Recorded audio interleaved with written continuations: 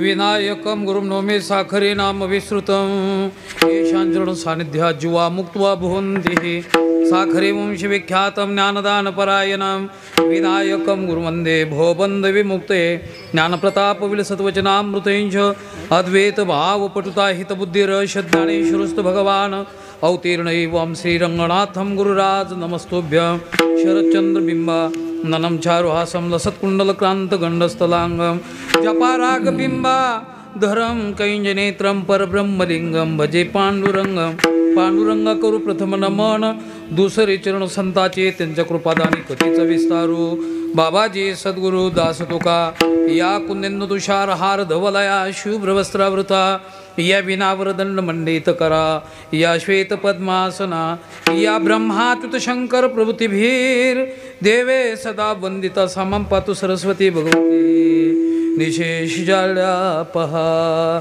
श्री संताची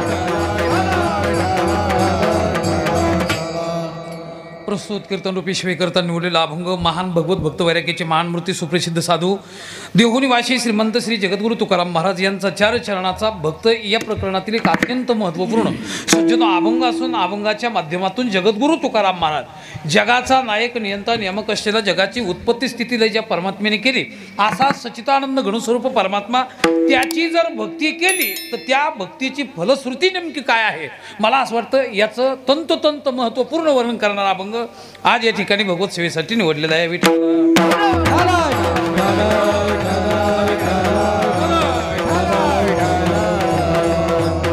खरंतर सज्जनो जगद्गुरु तुकाराम महाराज अभंगाचा भाव असा अभियुक्त करतात. प्रामुख्याने हा जो जन्माला आला मला एका शब्दात सांगायचा येथ नाही उरो आले अवतार येरते पामर जीव किती. मग आता म्हणजे जन्मल्यापासून मरेपर्यंत मग ते आवाज कमी करा जन्मल्यापासून मरेपर्यंत सामान्य जीव असू द्या किंवा ईश्वर असू द्या आपल्याला पुराणात इतिहासात आता आमचे सतीश महाराज भागवत सांगतात.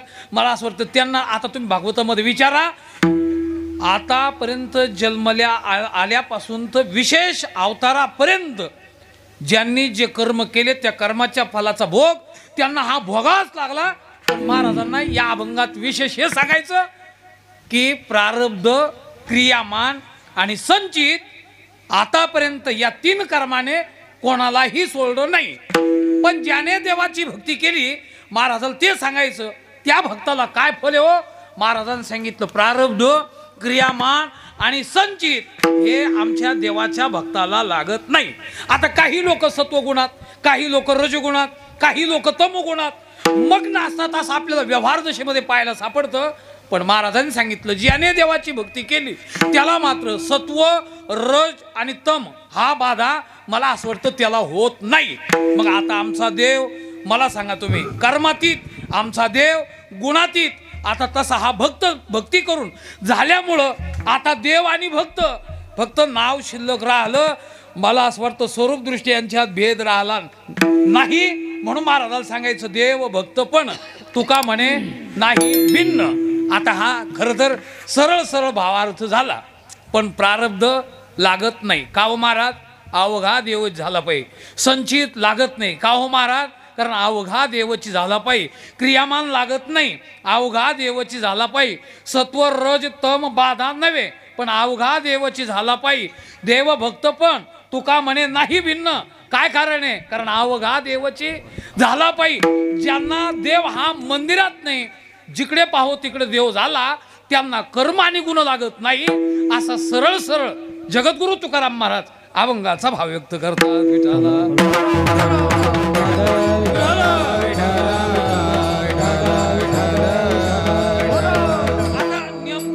काय सांगायचं मला असं वाटतं हा भाव आपल्या समोर मांडलाय. अभंगाचा विस्तारित जो अर्थ आहे आपल्याला गुरुकृपेने अंतर्गण कृपेने शास्त्रकृपेने तुम्हा सर्व भाविक भक्तांच्या अनमोल अशा प्रतिसादाच्या माध्यमातून आपल्याला प्राप्त झालेल्या वेळ त्या वेळेच्या आत आपल्याला थोडंफार चिंतन करण्याचा एक अल्पसा प्रयत्न करायचा. परंतु सेवेला प्रारंभ करण्यापूर्वी अल्पसा परिहार माझ्या दृष्टिकोनातून देणं अत्यंत गरजेचं महत्त्वाचं असं मी समजतो. किम निमित्त या ठिकाणी आपण उपस्थित आहोत मला असं वाटतं हे जवळजवळ सर्वांना ज्ञात आहे. भगवान पंढरीश परमात्म्याच्या आशीर्वादाने परमपूजनीय आदरणीय तुमच्या आमच्या सर्वांचे श्रद्धास्थान गुरुवरे वैकुंठवासी मला असं वाटतं ज्यांना आपण श्री संत नामदेव बाबा भुंबर मला असं वाटतं यांच्या जोगदंड यांच्या पुण्यस्मरणाच्या निमित्ताने आणि समस्त ग्रामस्थ भाविक भक्त सर्व आमचे खरं तर मला असं वाटतं वेणुरकर मंडळी यांच्या अथक अशा परिश्रमातून भव्य दिव्य स्वरूपामध्ये चालू असलेला वार्षिक मला असं वाटतं पुण्यस्मरणाच्या निमित्ताने हा अखंड हरिनाम सप्ताह आणि या सप्ताहातील आज मला असं वाटतं तिसऱ्या दिवसाचं वाघपुष्प समर्पण करण्याचा योग पुनश्च एकदा मला खरं तर आता या गावातील सर्वच गावातल्या लोकांचं माझ्यावर मला असं वाटतं नितांत आणि निष्कलंक अशा प्रकारचं प्रेम आहे. पण तुम्ही ज्यांना यजमानत्व अशा प्रकारचं दिलं मला असं वाटतं ते माझे यजमान आवाज थोडा कमी करायचा माझे यजमान आदरणीय खरं तर वैकुंठवासी आम्ही ज्यांना आवडीने नाना म्हणायचो असे आमचे वैकुंठवासी म्हणजे खरं तर त्यांच्याविषयी असं म्हणजे मन दाटून येलं की मला ते 9 वाजता बोलले हो 8-8:30 वाजता मला असं वाटतं बोलणं झालं आणि त्याच्यानंतर ते म्हणले बस 6 तारखेला तुमचं कीर्तन आहे आणि 100% जेवायला यायचं बरं का महाराज नाही तर बसताना गाईचं दूध काढीत तुम्ही आणि जर तुम्हाला कीर्तन करायचं असलं तर गाई विकून टाका, आणि गाई विकायच्या असल्या तर कीर्तन बंद करा, ठेवायच्या असल्या तर. म्हणजे एवढं हक्काना पण प्रेमाने निष्कपट असं एक अत्यंत महत्त्वपूर्ण जीवन आज मला असं वाटतं त्यांची उणीव आपल्याला प्रामुख्याने या ठिकाणी भासते. असे आमचे बोंबले नाना आपल्यातून ते निघून गेले. मला असं वाटतं ते गाव, त्या गावातल्या लोकांची त्यांच्यावर असलेलं प्रेम आज मला जाणीव त्या दिवशी अंत्यविधी झालीच. पण वास्तव जर विचार केला तर समस्त ग्रामस्थ यांच्या समवेत आज मला असं वाटतं त्यांना भावपूर्ण श्रद्धांजली समर्पण करूनच आज आपल्याला कीर्तनाला प्रारंभ करायचा. कारण आवडीने आजचा हार मला असं वाटतं आमचे दादा यांनी घातला नसता तर त्यांनी हार घातला असता. आज ते आपल्याला दिसत नाहीत आणि एकदम तडकेफड मला असं वाटतं हे आपल्यातून निघून गेले. अशा नानांना पहिल्यांदा भावपूर्ण श्रद्धांजली. आमच्या या गावातील सर्व तरुण वर्ग, ज्येष्ठ वर्ग, कार्यकर्ते, मला असं वाटतं टाळकरी, माळकरी, वारकरी सर्वांना साष्टांग दंडवत प्रणिपात. त्याचबरोबर आमच्या सर्व माता भगिनी, मागं बसलेल्या बहुसंख्याक यांनाही मला असं वाटतं प्रणिपात. त्याचबरोबर आपले सर्व गुणीजन, मागे बसलेली आमची महाराज मंडळी, त्यामध्ये आदरणीय आमचे पूजनीय म्हटलं तर मला काही वावगं ठरणार नाही. आता मी ज्यांची चाल ऐकली, ज्यांनी चालीची सुरुवात केली, आम्ही ज्यांना आवडीने अण्णा म्हणतो असे अंगद अण्णा प्रामुख्याने जर विचार केला तर मला असं वाटतं वैकुंठवासी पठाडे महाराज यांनी उपजुनीय पुरती हा अभंग घेतला आणि त्या अभंगाला आतकरी महाराजांनी, आरोटी महाराजांनी मला असं वाटतं ही चाल लावली होती बा. त्याच्यानंतर मला आज आठवली बरं का. म्हणजे आता म्हणजे याचा अर्थ आहे मला असं वाटतं एक महत्त्वपूर्ण चाल त्यांनी सुरुवातच केलेली आहे. असे आमचे अण्णा, आदरणीय आमचे माऊली येवले आणि मागची सर्व महाराज मंडळी, भुंबर महाराज, या गावातील सर्व मला असं वाटतं माऊली आमचे मृदुंगमणी, तमाम सर्वांना, माईक सिस्टीमवाले आणि यूट्यूब चॅनलवाले सर्वांना साष्टांग दंडवत प्रणिपात घालून आता माझ्या हरिकीर्तनाला मला प्रारंभ करायचा. तुमचं नाव माझ्या ध्यानात राहिलं नाही. आसाराम महाराज आले का. आता इथून पुढे मला सांगायचं आणि तुम्हाला बोलत जा लवकर. मला इथून पुढे सांगायचं आणि तुम्हाला ऐकायचं बरं का. आता मला असं वाटतं 1 तासाच्या कालखंडामध्ये सेवा समर्पण करत असताना आमचे गुरुजी सांगायचे, हापा एकदा आमच्या एक नियम असा आहे, वक्ता कसा असला पाहिजे तर शास्त्र त्याला सांगतं, दृष्टांत कुशल असला पाहिजे. आलं का. वेदशास्त्र विशारद असला पाहिजे. वक्ता कार्य निष्पृह, तो निष्पृह असला पाहिजे, वैष्णव असला पाहिजे, विरक्त असला पाहिजे आणि आपलं कार्य करण्याकरता त्याने तुटून पडलं पाहिजे. याचं नाव वक्ता आहे. आलं का. श्रोता कसा असला पाहिजे, झोपाळा असला पाहिजे. आलं का. गुंगला म्हणजे गुंगी धरणारा असला पाहिजे, असा जांभळ्या फेकणारा असला पाहिजे. आलं का. आजचा विषय उद्यावर ढकलणारा असला पाहिजे, असं नाही ना महाराज. मनो दोष जय शैवम कथायाम निश्चलामती, म्हणजे मनातले दोष बाजूला ठेवून कथेमध्ये स्थिर बुद्धी ठेवणारा आणि वक्त्याच्या प्रत्येक वाक्यावर चातकाप्रमाणे जो नजर ठेवतो, मला असं वाटतं त्याला काय म्हटलं जातं, श्रोता. आणि म्हणून तसा तुम्ही श्रोते राहा आणि तसं वक्तव्य मी करतो. आणि ज्यावेळेस हिचं समन्वय आपला लागेल तर मग जगद्गुरु तुकाराम महाराजचे एक अभंग आहे, तुमची काया ही काया राहणार नाही, ती ब्रह्मीभूत होते. हे सामर्थ्य ऐकणारच आहे. ब्रह्मभूत काया होते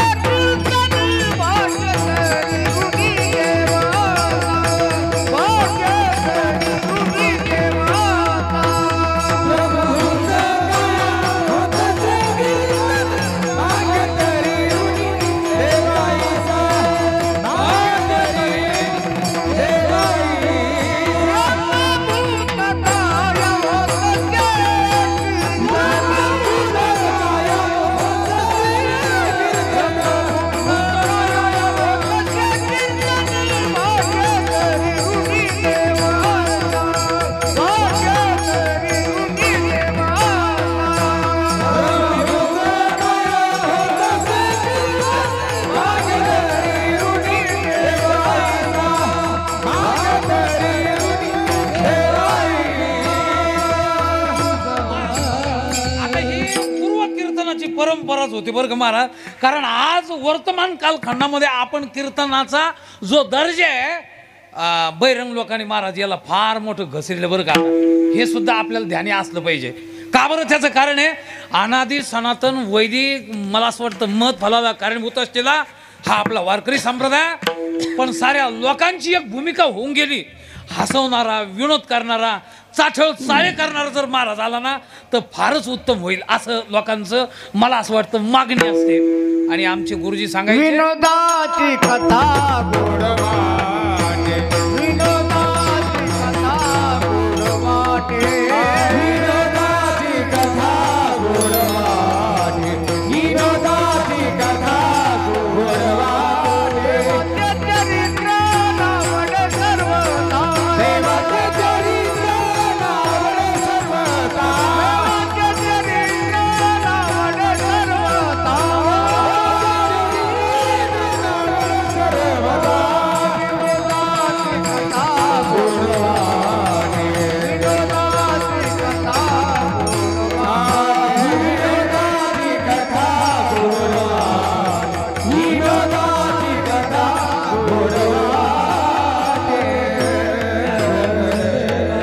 विनोदाची कथा गोड वाटे. याचा अर्थ आहे म्हणजे देवाचं चरित्र त्याला आवडत नाही महाराज. लक्षात आलं का? पण विनोद सांगा जे आम्ही दैनंदिन जीवनामध्ये मला असं वाटतं जे फेक करतो. मला असं वाटतं जर असं कीर्तनात 2 तास फेकून जर तुम्हाला लांड्या लबाड्या करून एखादा महाराज जर लुबाडत असेल तर गुरुजी सांगायचे पुढे चालून महाराज. लक्षात आलं का?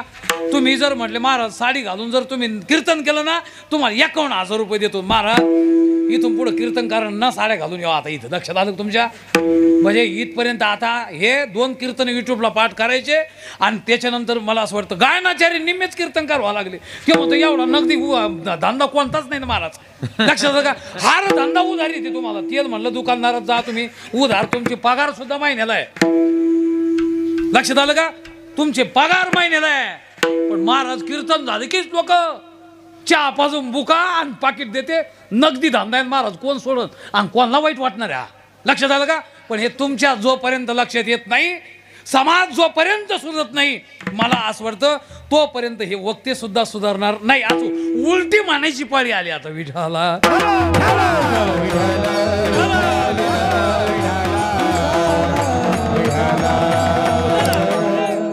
मुद्दा हा सांगायचा की आता आपल्याला 1 तास कीर्तन करायचं तर मला अत्यंत जबाबदारीने जगद्गुरु तुकाराम महाराज यांनी सांगितलं ऐका आता.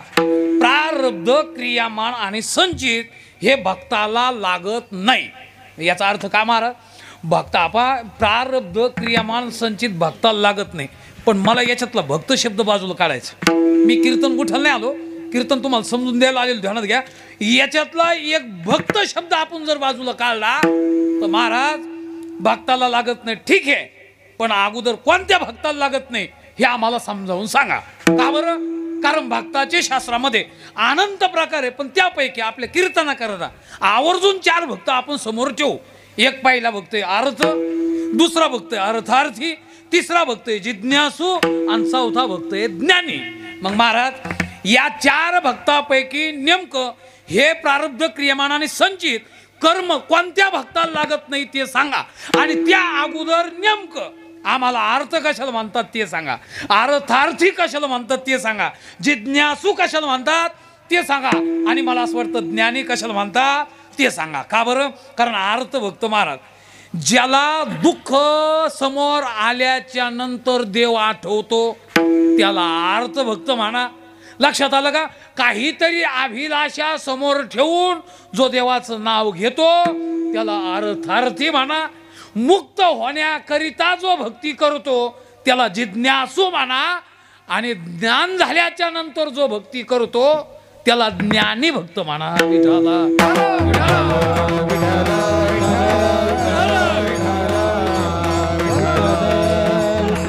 मी किती मुद्दे सांगितले तुम समोर आश्रम बुवा? 4 मुद्दे सांगितले. आता पहिला अर्थ भक्त, दुसरा बोलायचा अर्थार्थी, तिसरा जिज्ञासू आणि चौथा ज्ञानी आहे. आता मला एक सांगायचं, अर्थ भक्त 2 उदाहरण मी आपल्या समोर ठेवतो. आपा कोरोनाचा काल माग आला असा रामबुवा. आता तुम्ही जर ठसकले तर तुमच्या घरच्यांनी ठेवलं असतं तुम्हाला इथं, नाही मग कुठं टाकलं असतं? हा वावरात नाही. हा बरोबर आहे. काही ना वावरात टाकले ते वावरातच मेले महाराज काही लोक. आणि मग त्यांच्या लक्षात आलं की अरे आपल्याला कोणीच भेटायला येत नाही. त्यावेळेला ते म्हणले देवा आता मला तूच मुक्त करू शकतो. म्हणजे तुमची आवडीची भक्ती आहे का दुःख आलं म्हणून नाही? दुःख आलं म्हणून आहे. द्रौपदी आणि मला असं वाटतं दोन आहे, एक गजेंद्र महाराज. दोन अर्थभक्तामध्ये मी तुमच्या समोर ठेवतो.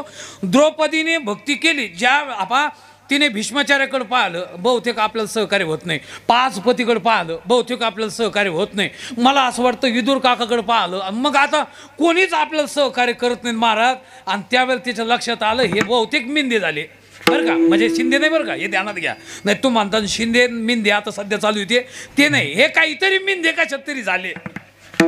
योगायोग आहे महाराज. तिला लक्षात आलं की आज आपल्याला कोणी वाली नाही. अरे महाराज, एवढे मोठे 5 पती असताना कोणी जवळ आलं नाही. आणि मग तिचे नसा सभा यत्र न संती वृद्धा न ते वृद्धा ये न वदंती धर्मम न ते धर्मम यत्र नास्ति सत्यम. म्हणजे तिने एक यादीच दिलेली त्याच्यामध्ये. मी याला सभा म्हणत नाही, मी याला वृद्ध म्हणत नाही, म्हणजे भीष्माचार्याला बोलून. लक्षात आलं का? ती सभा नाही जिथं वृद्ध नाही, ते वृद्ध नाही. जेथे धर्म नाही तो धर्म नाही, जेथे सत्य नाही आणि ते सत्य नाही तेथे गोडवा नाही. मला असं महाराज तिचे पुष्कळ असे वचनं आपल्याला निघून गेले, पण कोणीच एवढं बोलून सुद्धा ऐका ना. आणि मग तिनं सांगितलं, देवा आता मात्र तुझ्याशिवाय कोणी नाही.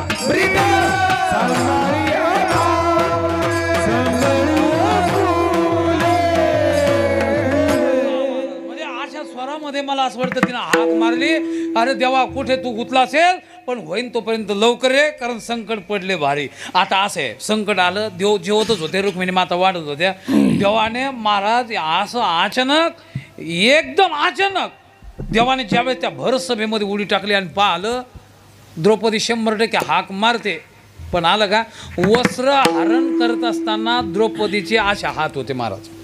देव ताबडतोब वर गेले, रुक्मिणीला सांगितलं पुन्हा वाढून दे. ते म्हणे आताच गेले होते, संकट नाही का? ते म्हणे संकट आहे, पण आता तरी पूर्ण जेवण होऊ शकतं आपलं. ते म्हणे झालं काय? म्हणजे मला याच्यातून काय बारकाव सांगायचं माहिती का? देव आले, द्रौपदीनं हाक मारली आणि पुन्हा देव का गेले त्याचं कारण असं आहे, रुक्मिणी मातेने विचारलं की तुम्ही का खाली तर गेले होते, आता वर का आले? ते म्हणे रुक्मिणी, मी 100% भक्ताकडे जातो, पण जोपर्यंत अर्थ भक्त का व्हायना, पण त्याचं पूर्ण समर्पण जर नसेल तर मी त्याच्याकडे जात नाही. ते म्हणे तिचं पूर्ण समर्पण नाही, हे तुम्हाला कसं कळलं? त्यावेळेस त्यांनी सांगितलं देवाने, जोपर्यंत तिच्या आशा हात आहेत, म्हणजे काय, मी माझी कशी तरी सुरक्षा करू शकते, हाताना का व्हायना असं तिला वाटतं. म्हणजे मग तुम्ही जाता कधी? जोपर्यंत असे खुले हात सोडित नाही, पूर्ण डोळे झाकून समर्पण करत नाही, तोपर्यंत मी त्या भक्ताकड जात नाही. है की नाही? आपण गाडीत बसल्यावर पान महाराज दमाना लगेच पाय सोडतो, आपण बसतो का नाही? का बरं? कारण आपल्याला भरोसा नाही महाराज. कारण भरोसा ठेवून जर देवावर, कारण देव हा कृतीचा भुकेला आहे का तुमच्या वृत्तीचा भुकेला आहे? सर, देव तुमच्या कृतीचा भुकेला आहे का वृत्तीचा भुकेला आहे? हा, अहो कृती तर रावणानं केली होती ना. अलग देवाला कृती महत्वाची नाही, देवाला वृत्ती महत्वाची आहे. आणि ज्या वेळेला पूर्ण समर्पण त्या द्रौपदीने केलं, मला असं वाटतं आमचा देव त्यांना प्राप्त झाला. मला सांगा द्रौपदीला देव कधी आठवला? आसाराम बुवा थोडं थोडं बोलायचं. जोपर्यंत हे सारेच लोक आमचं एवढं मोठं राजघराणं आहे, पती मोजते धिपाडचं धिपाड आहे, नाना प्रकारचे राजभोग आहे, असं जोपर्यंत आपल्याला म्हणजे आपला एक अहंकार असतो महाराज, तोपर्यंत देव आपल्याला ध्यानात सुद्धा येत नाही. आणि जेव्हा संकट आलं तेव्हा मात्र देव आठवल्याशिवाय राहत नाही. म्हणजे संकटात ज्याला देव आठवतो तो कोण? थोडं थोडं बोला आता. संकटात ज्याला देव आठवतो तो कोण? आर्त भक्त आहे की नाही? आता गजेंद्र महाराज 1000 वर्ष त्यांचा झगडा सुरू झाला आणि मग मागं पाहिलं आहे की नाही? म्हणजे मुलं भरपूर होते महाराज, कारण भावकीच्या जोरावर भिडाला मागं काही त्याला वाटलं आता आपलं मस्त जमत आहे, पोरं भरपूर आहे. आणि मग एक एक पोरं, मग आता म्हाताऱ्याला झगड्याचा नाद असलं पोरं तरी कवळ दम धरते नाद. काही म्हाताऱ्याला पाहा तुम्ही भालताच नाद असतो, काही घराणेच असते त्याला झगडे करायचं नाद आहे. पण ते पोरं चांगली ते म्हणे आता म्हाताऱ्याला नाद आहे, पण याच्या संग आता झगडा कुठपर्यंत. आणि म्हातारी शिवाय त्याचे काय सांगावं, पोरं हो मग आता आयुष्य गेलं बाबा, आता तुम्हाला काय करायचं पहा.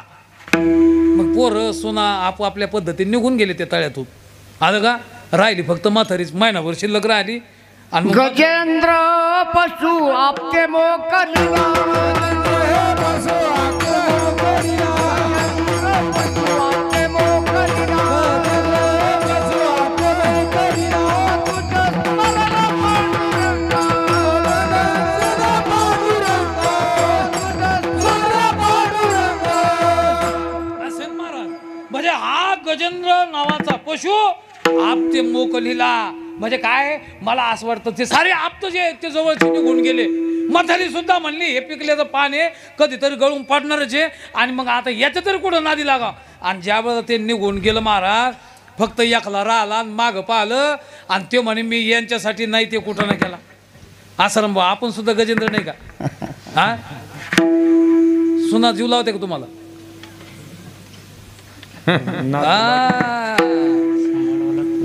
काय प्रामाणिक माणूस आहे ते म्हणते ना, काऊन नाही लावणार, हे काय नातू घेऊन आलो म्हणे. बरोबर आहे महाराज. पण संकट पडल्यावर सुना महाराज. मी परवा दिवशीच नामदेव महाराज चरित्र आपले भीमराव दादा डोंगर गेले तर ते चरित्राचं त्यांनी व्याख्यान दिलेले माझ्याकडे आलं तर नामदेवरायाचं चरित्र. आणि त्या नामदेवरायाच्या चरित्रामध्ये पान महाराज मी आध्यात्मिक, सामाजिक, सांस्कृतिक आणि मला असं वाटतं पारिवारिक जर दृष्टीने विचार केला, नामदेव महाराजांचं चरित्र सर्व अंगाने परिपूर्ण आहे. त्याचं कारण असं आहे, नामदेव राय ज्यावेळेला देवाकडे गेले मला समाधी घ्यायची असं कळलं तर त्यावेळेला पहिला बाप आला पळत. आणि नामा अरे तू एकुलतं एक आहे, अरे तुला नाही ते मी जीव लावला, नाना प्रकारचे प्रयत्न करून तुला लहानसा मोठा केला, अरे तू व्यवहार नीट नाही केला तरी मी एकुलतं एक लेकरू आहे म्हणून सांभाळलं. पण लक्षात ठेव तुझं वय वर्ष 80 आहे, माझं 100 आहे, पण हे बाळ मला तू कधी सोडून जायचं नाही, मला कधी तू सोडून जायचं नाही, कारण तुझ्या वचून मी प्राण ठेवणार नाही. कोणाचे वाक्य महाराज? म्हातारपणाला बापाचे वाक्य बरं काय. म्हणजे पहा ना, बापा देखत जर मुलगा जात असेल तर त्यांना केवढं वाईट आहे. आई म्हणली अरे नाही तुला कितीतरी कुठाने केलं, तू आयुष्यभर तू काही प्रपंच नीट नाही केला तरी मी तुला काही म्हणले का, पण तरी तू नाही जायचं, तू गेला तर मी येईल. पण ते जाऊ दे बाबा, ते बापा आईन बाप होते. राजाही बी पान महाराज लक्षात आलं का? तिने सांगितलं आपा माझा प्राणांत म्हणजे पती असतो आणि पतीच्या वाचून पत्नीला जीवन जगायला थोडं जड जात असतं बरं का, लक्षात ठेवा. म्हणजे ह्या पद्धतीने नामदेवराय चालले तर राजाई सुद्धा म्हणे मी सुद्धा 100% येणार. म्हणजे गोणाई राजाई लिंबाई बहीण होती महाराज. आणि का मुलगी अहो जाऊ द्या मुलं. आता मला एक सांगायचं, हे तर जाऊ द्या हो, हे जाणारच आहे, मुली कदाचित बापाविषयी प्रेम असेल, पण मला याच्यात एक सांगायचं, सुना अहो सुना म्हणे मामाजी नारा, विठा, गोदा आणि माधा हे 4 सज्जन आहोत, त्यांचे मुलं आहेत. फक्त एक सून कल्याणला बाळातपणात गेलेली होती. लक्षात आलं का? 3 सुना राहिल्या. ते म्हणे मामाजी तुम्ही ज्या क्षणात समाधी घ्याल त्या क्षणात आम्ही सुद्धा समाधी घ्याल. एका वेळेला या पृथ्वी तलावर एका वेळेला एका घरातले फक्त प्रेमपूर्वक एकाला समाधी घ्यायची म्हणून 14 जणांनी समाधी घेतली. जगामध्ये महाराष्ट्रातला हा इतिहास आहे. परिवारात प्रेम कसं असलं पाहिजे ध्यानात घ्या. आलं का? आज मला असं वाटतं जर आपल्याला परिवाराची एकी कशी असावी हे जर पाहायचं असेल तर तुकाराम महाराज पहिलं नामदेवरायाचं चरित्र आपण वाचलं पाहिजे. अवलोकन करणं हे अत्यंत गरजेचं आहे. म्हणजे मला तुम्हाला एक सांगायचं, गजेंद्र पशु मोकलवला कशामुळं हो? त्याचं कारण आहे त्यांना नातलग सोडून गेले आणि मग त्यांना मला असं वाटतं कोणाच दावा केला हो आहे की नाही. म्हणजे आता अण्णांना प्रमाण दिलं मला असं वाटतं कोणतं आहे गजेंद्र पशु.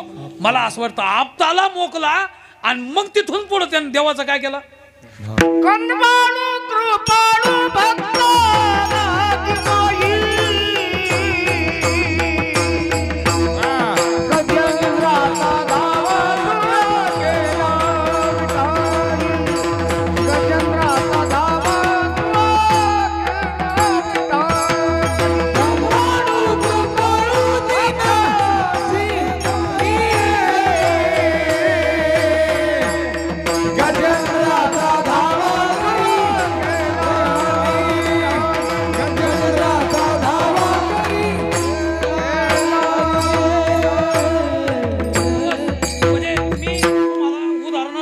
समोर का ठेवले.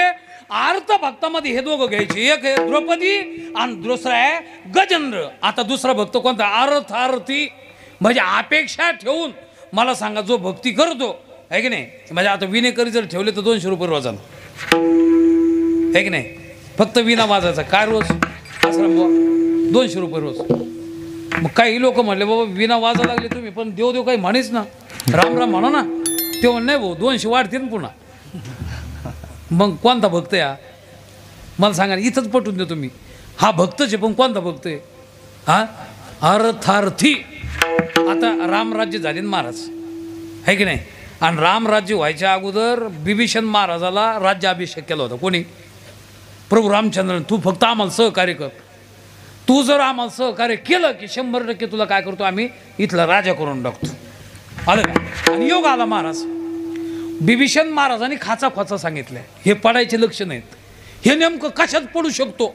आलं काय. ज्यावेळेला हे समोर आलं तर त्यावेळेला 100% बिभीषण महाराजामुळं प्रभू रामचंद्राचा विजय झाला. आणि विजय झाल्याच्या नंतर योग पाहन पुढं लक्ष्मणाला मोह झाला महाराज. कारण राजसत्ता किती भयानक असते हे याचं उदाहरण आहे मृत्यूमंत. एवढा मोठा वैराग्याचं स्वरूप म्हणजे लक्ष्मण. पण ते लक्ष्मण काय सांगू लागला माहिती आहे का. महाराज तुम्ही जरा बिभीषण महाराजाचा राज्याभिषेक करून जरा गडबडच केली पहा. तेव्हा काय कारण आहे बहुतेक जर केली नसती हे आलं का तर मी इथं थांबलो असतो आणि अयोध्येचे राजे तुम्ही झाले असते. आणि त्यावेळेला प्रभू रामचंद्राने सांगितलं याच्यामुळंच मी काय केलं लवकर त्यांचा राज्याभिषेक उरकला. का कारण तुला मोह होऊ शकतो हे मला याची पुसट जाणीव होती. म्हणजे त्यागाला सुद्धा भोगाची इच्छा होती पहा ध्यानात घ्या. आता तुम्ही म्हणता हे मुख्यमंत्री पदासाठी काही करू शकते बाप बदलू शकते. बाप नाही बिभीषण महाराज नाही लक्ष्मणाला इच्छा झाली होती मला हे राज्य पाहिजे. त्यावेळेला प्रभू रामचंद्राने सांगितलं आपा यदि सुवर्णमपी लंका यदि म्हणजे जरी ही सुवर्णाची लंका असेल न मम रोचते ही मला काही आवडत नाही. आणि जननी जन्मभूमीच स्वर्गादपी गरीयशे म्हणजे जन्म देणारी आणि ज्या भूमीत आम्ही जन्मलो मला असं वाटतं ती भूमी सर्वात काय आहे श्रेष्ठ आहे पहा. म्हणजे याचा अर्थ काय आज जे रामराज्य झालं महाराज नशिबेन महाराज 550 वर्षाच्या नंतर आपल्याला आपल्या जीवनामध्ये जर एवढा इतिहास जर घडत असेल 4.5 लाख लोकांचा रक्तपात तिथे झालेला आहे ध्यानात घ्या. आणि अशा कालखंडामध्ये आज आपल्याला राज्याभिषेक जर झाला 22 तारखेला तर मला असं वाटतं हे तुमचं आमचं सर्वांचं पुण्य त्याचा उदय झाला हा त्याचा परिणाम आहे. आणि मला असं वाटतं रामराज्य येईल तेव्हा येईल पण राम तर आला.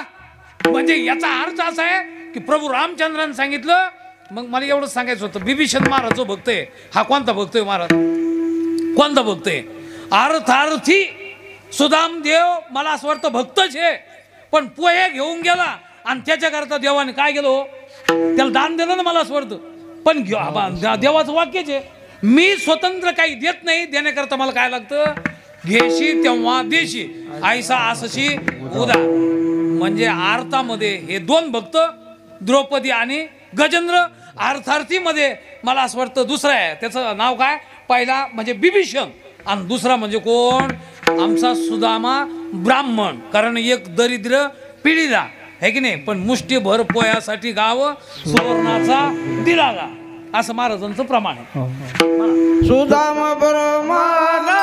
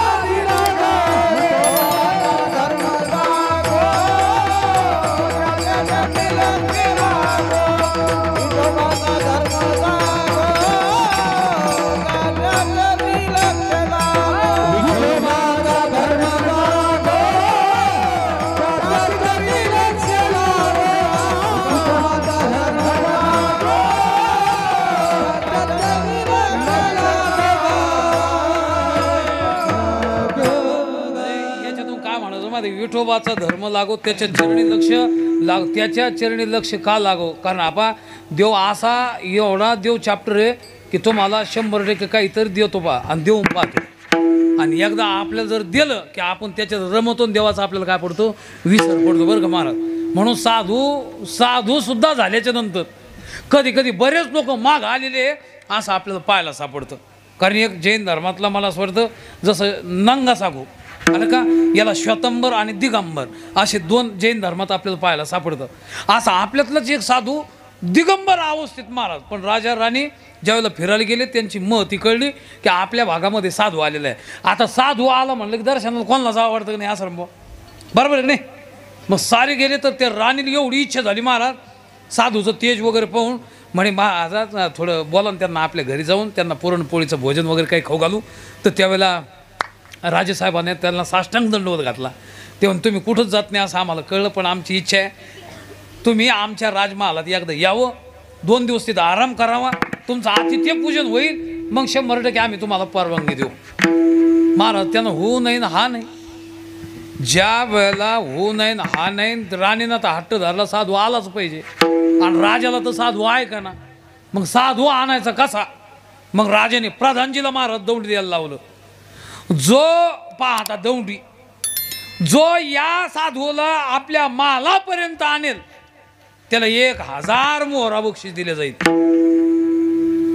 महाराज असा प्रसंग आला की आता आणावं कोणी, कारण येत नव्हतं अगोदर, हे सर्व प्रजेला माहीत होतं. तर बरेच लोक म्हणे एवढा येडेपणा कशाला करावं राजांना, कशाला हट्ट धरावं. त्याचं कारण असं आहे, हा हट्ट आपल्याला मागात पडेल, साधू कोपल. आणि योग आला महाराज, आलं का, असा योग आला.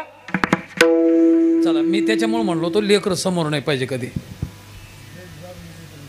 नाही बारुडे जर असले ना तर बिंदात ठोकायचे, काय नाही होत त्याला. नाही तर मी 2-3 पोते आणलेले घेऊन जातो संग, धिंगाणा करायचं असतं कीर्तन. चला विठाला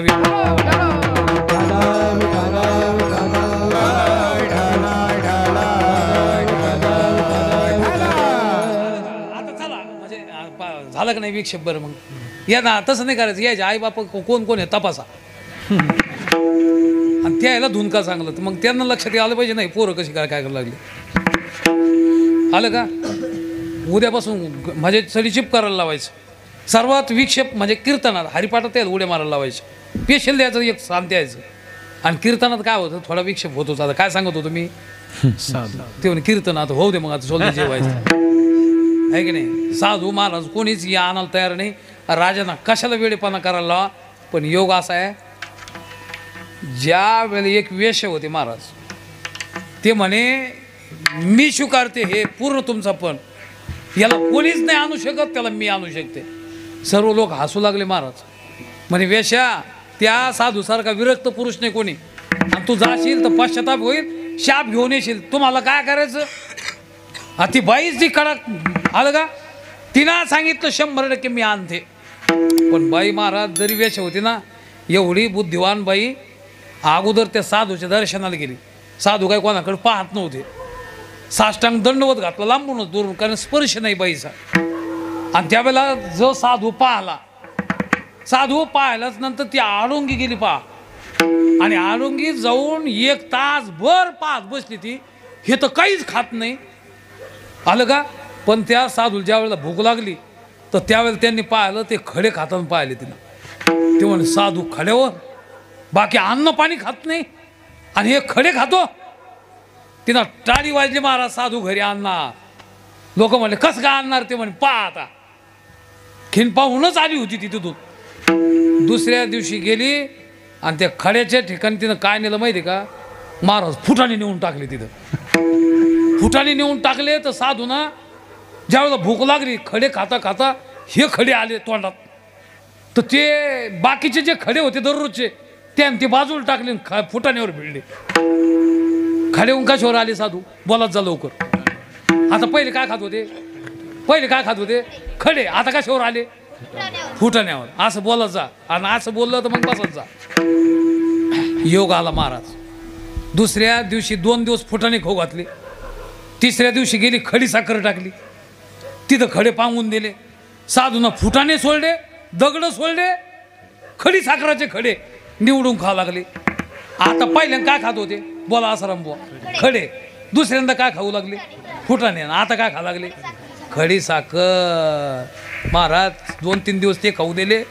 4था दिवस लागला मस्त अगदी यात्रा आली होती. लेवड्या फुटाणे नेऊन नेल्या. आपले काय टाकले त्याला तिथं लेवड्या टाकल्या. तर लेवड्या त्या मस्त अगदी म्हणजे फुटाण्यापेक्षा खमंग. त्याच्यामुळे बाकीचं सारं त्यानं टाकलं. आता कशावर आले? आता लेवड्यावर आले.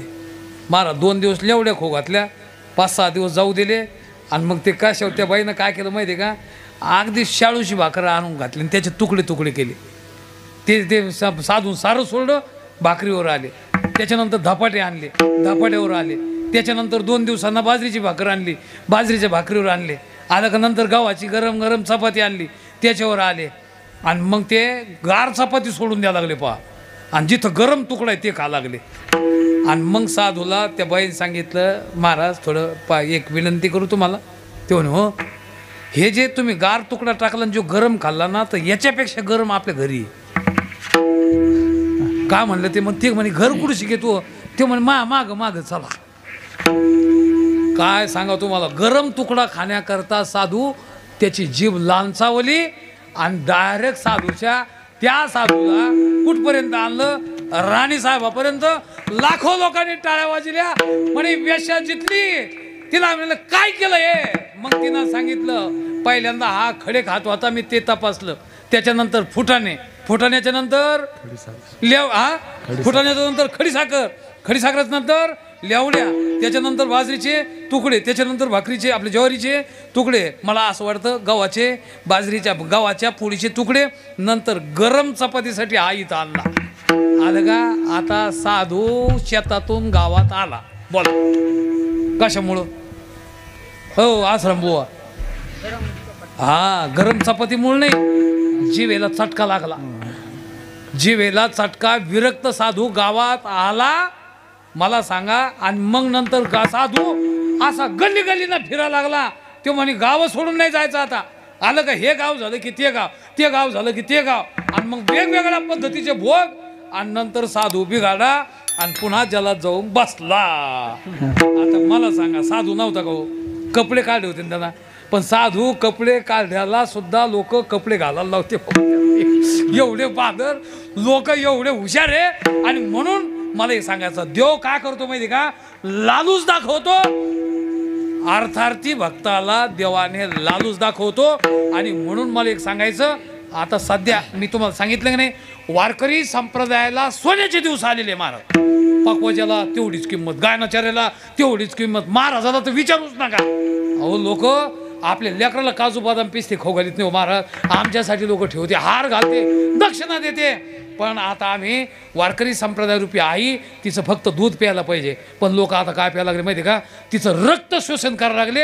आणि ज्यावेळेस रक्त शोषण करते एक दिवस हाच वारकरी संप्रदाय रूपी आई ह्या अशा लेकराला शाप दिल्याशिवाय राहणार नाही बरं का. कारण मला असं वाटतं आहे ना भरपूर आहे आपल्याला, पण याच्यावर आपण जगायचं नाही. सहसा कीर्तना करता आवर्जून पैसा लागतो. पैशासाठी कीर्तन करू नका. विठाला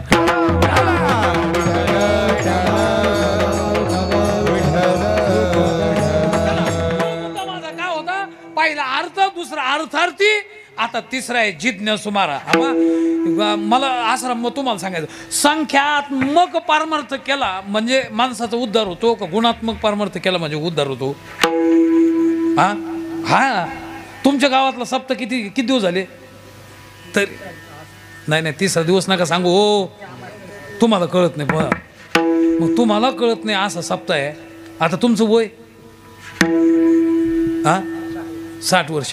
फक्त इमानदारीने बोलायचं. काय बदल केला तुम्ही सप्त्यात? इमानदारी खरं बोलायचं. महाराज मी ह्या पवित्र व्यासपीठावर युट्यूबला कीर्तन एक कीर्तन ऐकलं मी पळून गेलेलो आहे. म्हणजे एकच कीर्तन ऐकलं मी. त्यांचं नाव बी सांगतो, विष्णू महाराज कवळेकर. गोडवाणी ऐकलं असेल तुम्ही? आणि मी लहानपणी कानावर बसले, म्हणलं आपल्याला असंच कीर्तन करायचं. मला सांगा एकच कीर्तन ऐकून मी काय मला काय म्हणजे सांगायचं आमच्या बाळा काय मारायला थोडंच इथं आलेलो आहे. पण नेमकं सांग काय बदल केला तुम्ही? 60 वर्ष झालं तुमच्या वयात. आलं का? बांध कोरायचं सोडलं का तुम्ही? नाही हो. फक्त तुम्हाला मी विचारायला लागलो बाकीच्या लोकांना, म्हणजे सप्ताह हा सप्त्यासाठी आहे का सप्ताह बदल करण्यासाठी? बोला जा सारे तरुण वर्ग, बदल करण्यासाठी आपल्याला काय बदल, काय सप्त्यात बदल होईल असं अपेक्षा ठेवतो आपण? मला सांगा, प्रत्येकाने माळ घातली पाहिजे, प्रत्येकाने खोटं 50% मी कमी करणार, सुनान सांगितलं पाहिजे मी आता सासून नाही बोलणार, सासून सांगितलं पाहिजे मी लेकीसारखं सुनान सांभाळणार, प्रत्येकाची जबाबदारी. मी काही लोकांना सांगितलं पाहिजे मी नाही पिणार, आणि सामूहिक मला सांगा ना तुम्ही मारा. अहो आता तर सध्या वातावरण इतकं बिघडलेलं भयानक आहे की नाही, वेगवेगळ्या पद्धतीचा वर्ग तयार करू पाहत महाराज.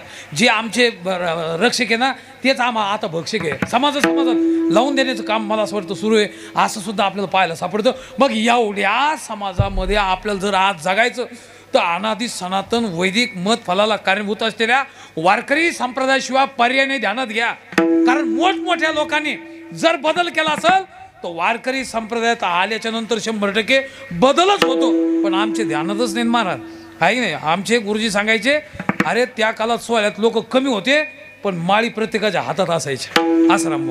आता प्रत्येक लोक आहे की नाही, आहेत ना, आता काही ना काहीतरी हातात आहेच, पण थैले सोहळ्यात संघ बिस्किटचे पुढे, शेंगदाण्याचे पुढे 4 महिने पुरतीत महाराज घरी आलो. तुम्ही सांगा मग आता हे परमार्थासाठी गेलेले आहे का संख्यात्मक आहे? संख्यात्मक आहे महाराज. मग संख्यात्मक परमार्थ तुम्ही किती केला तरी बदल होईल असं मात्र सांगता येत नाही. आणि गुणात्मक केला तर बदल झाल्याशिवाय राहत नाही. मग 13 कोटी जप करायचा का एकच विश्वासाने करायचा? एकच नाम घ्यायचं. तुका म्हणे हा तो कृपेचा सागर, नामासाठी, एका नामासाठी तो तुमचा काय करतो, उद्धार करतो. आणि म्हणून मला असं वाटतं की नामस्मरण आहे की नाही. आमच्या अर्जुनाच्या बाबतीमध्ये जर विचार केला, अर्जुनाला झोप येत नव्हती महाराज. आलं का तो रात्र आणि दिवस कोणी जरी त्याला भेटलं तरी तोच सांगायचा की बाबा माझा उद्धार कधी होईल सांगा ना तुम्ही. असं नाच आपलं तुकाराम महाराज प्रमाणित महाराज, कमी उद्धार पावेन, कमी उद्धार पावेन, कृपा करील नारायण, कार्य कृपा करील नारायण, आईचे तुम्ही सांगा संसर्जन, करा समाधान चित्त माझे,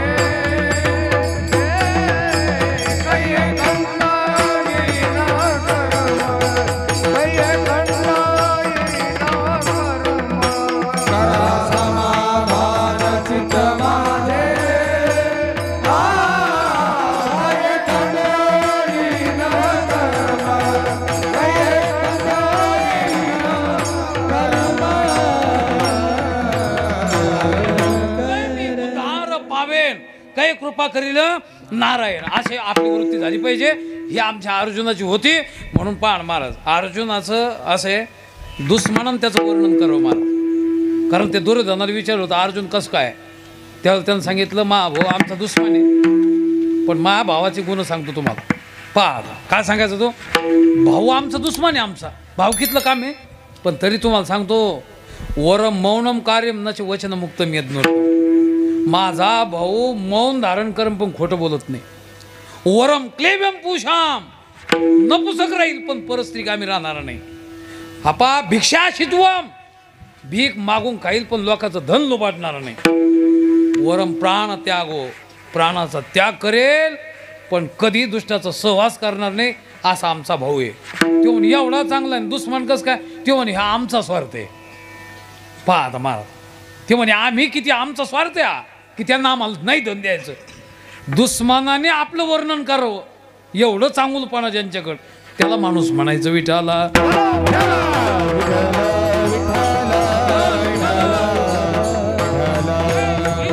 अर्जुनाची होती म्हणून माऊलीन सांगावं महाराज, अर्जुनाच्या पांतीचे परिचय योग्य होते. हा अगस्तीचे पै दुसरा, लक्षात आलं का? मोठो भरो पाय एक सरा, म्हणजे माऊलीने वर्णन करावं. अहो श्रोता व्हावा तर अर्जुनासारखं व्हावा.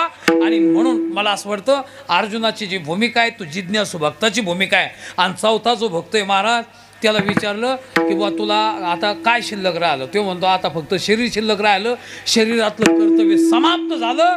मला असं वाटतं याला ज्ञानी म्हणायचं. आणि तुकाराम महाराज एक प्रमाणे तो ज्याच्यासाठी आला त्याने ते काम उरकलं. फक्त आता शरीर पडायचं शिल्लक ज्याचं राहिलं आहे की नाही, त्याला काम नाही, तो रिकामा झाला, असं महाराजांचं एक प्रमाण आहे. पहा, काम नाही काम नाही झालं पायी कामा, झालं पायी कामा, झालं पायी कामा. काम नाही काम नाही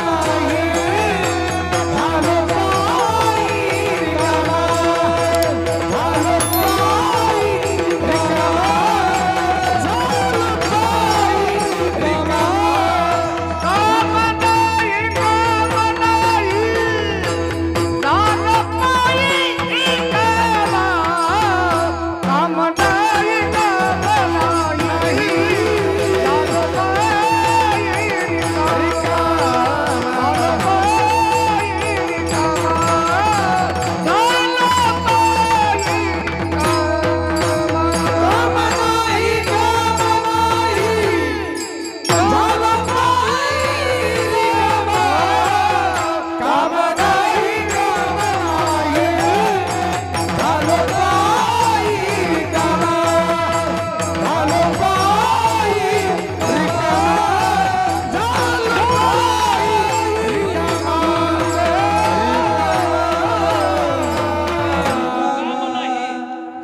रिकामट्याकडे नाही, काम नाही म्हणजे इच्छा नाही राहिली आम्हाला, काहीच नाही. कृत्य झालो, इच्छा केली ते पावलो. धन्यहम धन्यहम करतोय मेन विद्यते किंचित, धन्य झालो आता याशी संध्य.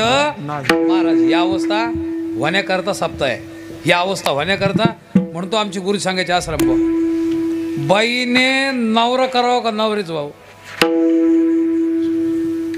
हो, बाईने नवरा करावा का नवरेच व्हावं? बाईने नवरा केला पाहिजे का नवऱ्याचं झालं पाहिजे? नवऱ्याच झालं पाहिजे, नवरा करू नये. बोला काय नेमकं काय गुरुजी शब्द आहे. हा, जसं बाई नवरा करू नये नवऱ्याच व्हावं है की नाही, तसं माणसानं देवदेव करू नये, देवदेव करू नये, देवाचं व्हावं. अहो हेच वाक्य आहे. नवरा केल्याशिवाय जसं नवऱ्याचं होता येणार नाही, तसं गावात आपल्या श्री संत नामदेव महाराजांच्या पुण्यस्मरणाच्या निमित्ताने सप्ताह केल्याशिवाय सुद्धा देवाचं होता येणार नाही, हे बी ध्यानात आलं का? म्हणजे आपल्याला जसं नवरा केल्यावर नवऱ्याचं होता येतं, तसं सप्ताह केल्यावरच. कारण वर्गणी हे करणंच आहे, अन्नदान हे करणंच आहे, सप्ताह हे करणंच आहे, कीर्तन हे करणंच आहे, भजन हे करणंच आहे. आणि जे करणं आहे हे करणं कशासाठी आहे तर पुढं देव होण्यासाठी आहे. नवरा करणंच आहे कशासाठी आहे? नवऱ्याचं होण्यासाठी आहे. तसं देवदेव करणंच आहे कशासाठी आहे? देव होण्यासाठी आहे, असं आमचे गुरुवारी भाऊ सांगायचे. आणि म्हणून मला तुम्हाला असा प्रश्न करायचा की आता अर्थ, दुसरा अर्थार्थी, तिसरा जिज्ञासू आणि चौथा ज्ञानी. पण महाराज आमचा प्रश्न आहे, भक्त चार आहेत, कर्म हे तुम्ही सांगितलेले कोणाला लागत नाही, महाराजांनी सांगितलं अर्थ आणि जिज्ञासू यांच्या बापाला आतापर्यंत कर्माने सोडलं नाही. पण चौथा जो ज्ञानी आहे त्याला कर्माचा बाधा लागत नाही. अभंगाचं पहिलं चरण. प्रारब्ध क्रियामान, प्रारब्ध क्रियामान, प्रारब्ध क्रियामान, प्रारब्ध क्रियामान, प्रारब्ध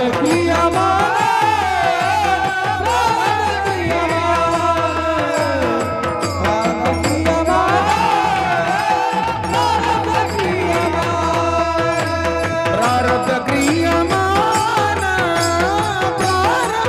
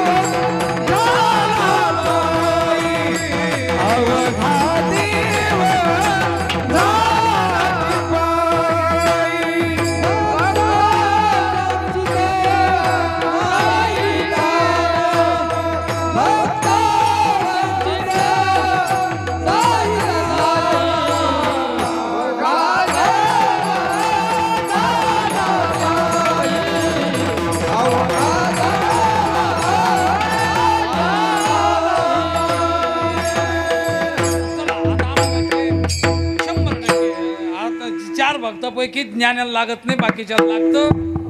पण आता आम्हाला एक सांगायच्यात महाराज म्हणले बोला काय. महाराजाला सांगितलं की बुवा प्रारब्ध क्रियामानाने संचित हे क्लिष्ट शास्त्रीय शब्द आहे, हे काय आम्हाला कळले नाही. नेमकं प्रारब्ध क्रियामानाने संचित म्हणायचं कोणला अगोदर ते आम्हाला कळलं पाहिजे, बरोबर आहे ना. कारण बऱ्याच वेळेला शास्त्रीय शब्द आहे आमच्या लक्षात येत नाही. आता संचित त्याला म्हणा, कशाला म्हणा, जे भोगा आपा केलं खूप आणि जे भोगायला आलं नाही त्याचं नाव संचित. केलं आणि जे भोगायला आलं त्याचं नाव प्रारब्ध. आणि आता करायचं आणि पुढं येणार आहे त्याचं नाव काय आहे क्रियामान. आता तुमच्या लक्षात आलं की जे भरपूर जाऊ द्या. आता या तुमचे हे बी नाही लक्षात आलं का. आता हे पटवून देतो मी. माग पेव होते ना आपल्या गावात, पेव पेव पेव किंवा आता कणिक पोते आहे की नाही. मग पेवातलं धान्य ऐका, आता पेवातलं धान्य गिरणीतून दळून आलेलं धान्य आणि आता पेरलेल्या ज्वाऱ्या किती झाले आता या थोडं थोडं बोला आसराम बुवा. पेवातलं धान्य किती दाणे प्यावात टाक बरं. तुमच्या घरी जे दाणे पोत्यामध्ये किती मोजून भरलं असेल ना. नाही हा मग का असं का तुम्ही मोजलं नाही, दाणे नाही मोजले का. हा नाही दाणे किती ते सांगा.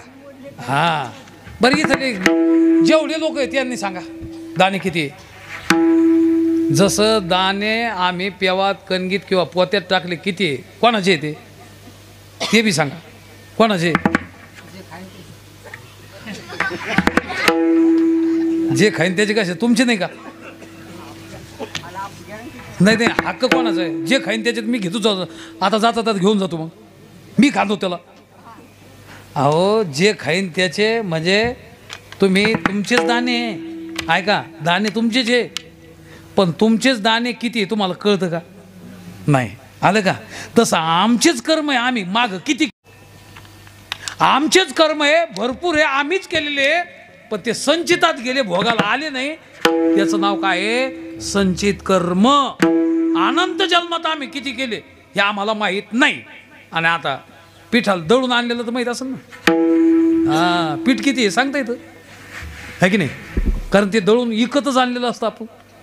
मग जे आता सध्या जे खातो त्याचं नाव प्रारब्ध. माग किती केलेले भोगाला आलं नाही त्याचं नाव संचित. आणि पेरलेल्या ज्वारी आता खाली येणार आहे का पुढच्या वर्षी. म्हणून पेरलेली ज्वारी क्रियामानात घालायची. खा लागलेली ज्वारी मला असं वाटतं आता प्रारब्धात घालायची. सध्या जे आपल्याला सुखदुःखाला भोगाला येतं याला प्रारब्ध म्हणा. माग जे संचित पुष्कळ केलेले मला याला संचित म्हणा. आणि पुढं जे कामी येणार आहे बरेच लोक नाही म्हणजे महाराज म्हणत असतात महाराज फेडशीन रे मेल्या म्हणजे काय. फेडशीन रे मेल्या म्हणजे काय, म्हणजे तू जे वाईट कर्म केले ते या जन्मात नाही कोणत्या तरी जन्मात फेडल्याशिवाय राहणार नाही. गावात एखाद्या तळतळात लागला ना तर गावात लोकांनी म्हणे बा याचं काही भलं होणार नाही रे देवा. आलं महाराज मी आता नगरलो होतो काही दिवस शिकायला तर एका माणसानं एवढा जबाबदार आणि एवढा भीती वाटायची लोकांना. त्या जर गावरेले लोक बाया गेल्या त्या शेतामध्ये आता त्याला 300 एकर जमीन गावात. आलं का म्हातार 5-6 पोरं द्याला. म्हणजे योगायोगानं ज्यावेळेला ते जायचं तर त्या बायाला सांगायचं इकडे 5-6 बाया किती जण त्या सारे जमा केल्यावर जिथं गौरी तुम्ही उचलली तिथं नेऊन टाका. काय सांगा तुम्हाला असं म्हातार असं एकदम टाकायला नाही लावायचं. ते जिथून उचलली तू तिथं टाकून दे. त्या बाया एक तर दिवसभर गेलेला असायचा असं बोट मोडत माय तो भलं नाही होणार रे महाराज. काय सांगा अशा सामान्य बायाचा एवढा शाप लागला. 5 पोरं एकाला पोरगणी काय कमाल असलो. निर्वंश त्याच्या देखत वंश झाला म्हणजे ध्यानात घ्या. आणि मग ते बाया नाही का शाप देत्या याचं भलं होणार नाही म्हणजे क्रियामान. आले का म्हणून करताना चांगलं करावं. प्रारब्ध क्रियामान संचितात भोग. प्रारब्ध क्रियामान संचितात भोग. क्रियामान संचितात भोग.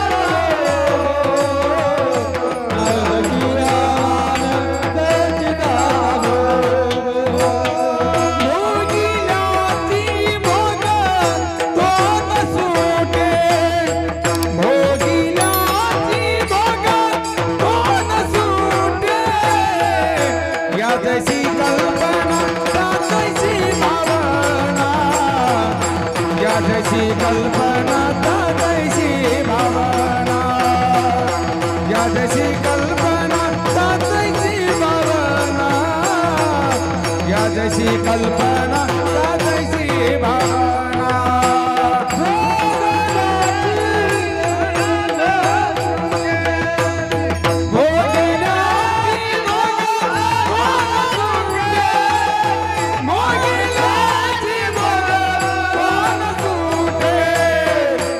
जैसी कल्पना या जैसी कल्पना त्या जैसी भावना या जैसी कल्पना त्या जैसी भावना या जैसी कल्पना त्या जैसी भावना क्रियामान आणि संचिताचा जो भोग आहे ना 100% तो आपा भोगे ना येवक्षीयत याला सूत्र आहे. माऊलींनी जसं प्रमाण दिलं मला असं वाटतं कर्म हे भोगूनच समाप्त होते महाराज. आता आम्हाला याच्यात विकल्प करायचा महाराज. तुम्ही सांगितलं ज्ञानाला हे कर्म लागत नाही पण आतापर्यंत ज्ञानाला जाऊ दे हो जे जे इथं आले या मृत्यू लोकांमध्ये ते कोणी असू द्या कर्माचा त्यांना भोग भोगावा लागला. मी तुमच्याकडे 2-3 उदाहरण ठेवतो. जैसी जैसी कर्म रेषा तैसे भोगने दाता ऐसी प्रारब्धाची गती ब्रह्मादिकाल सुखती जैसी कर्म रेषा ऐसी प्रारब्धाची गती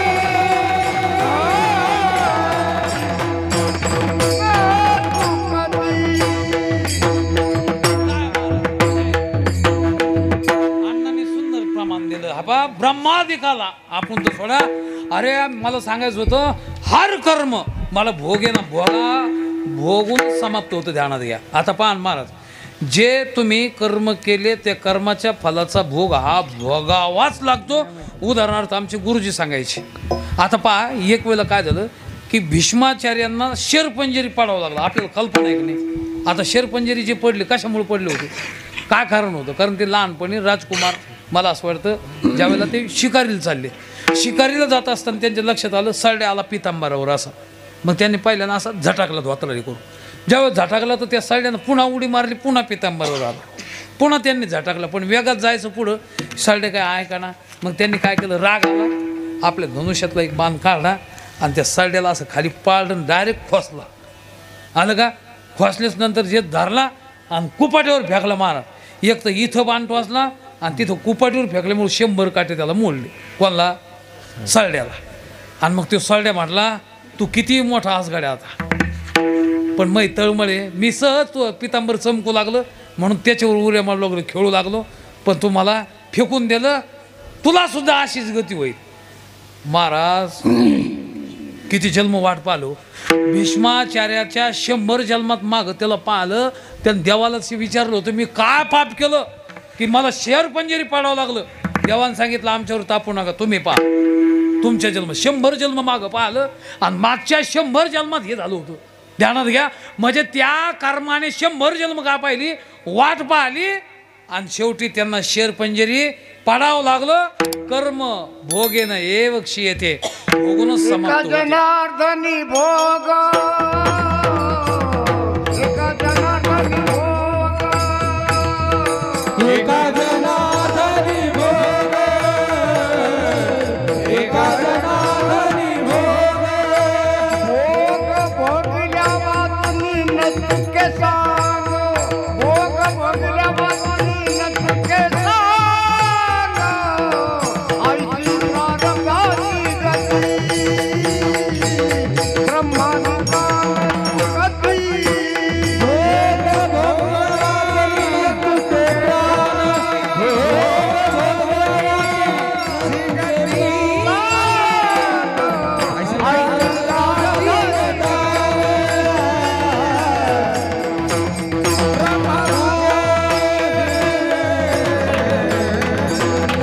काय आता पहा, म्हणजे अण्णांप्रमाण सुंदर दिलं.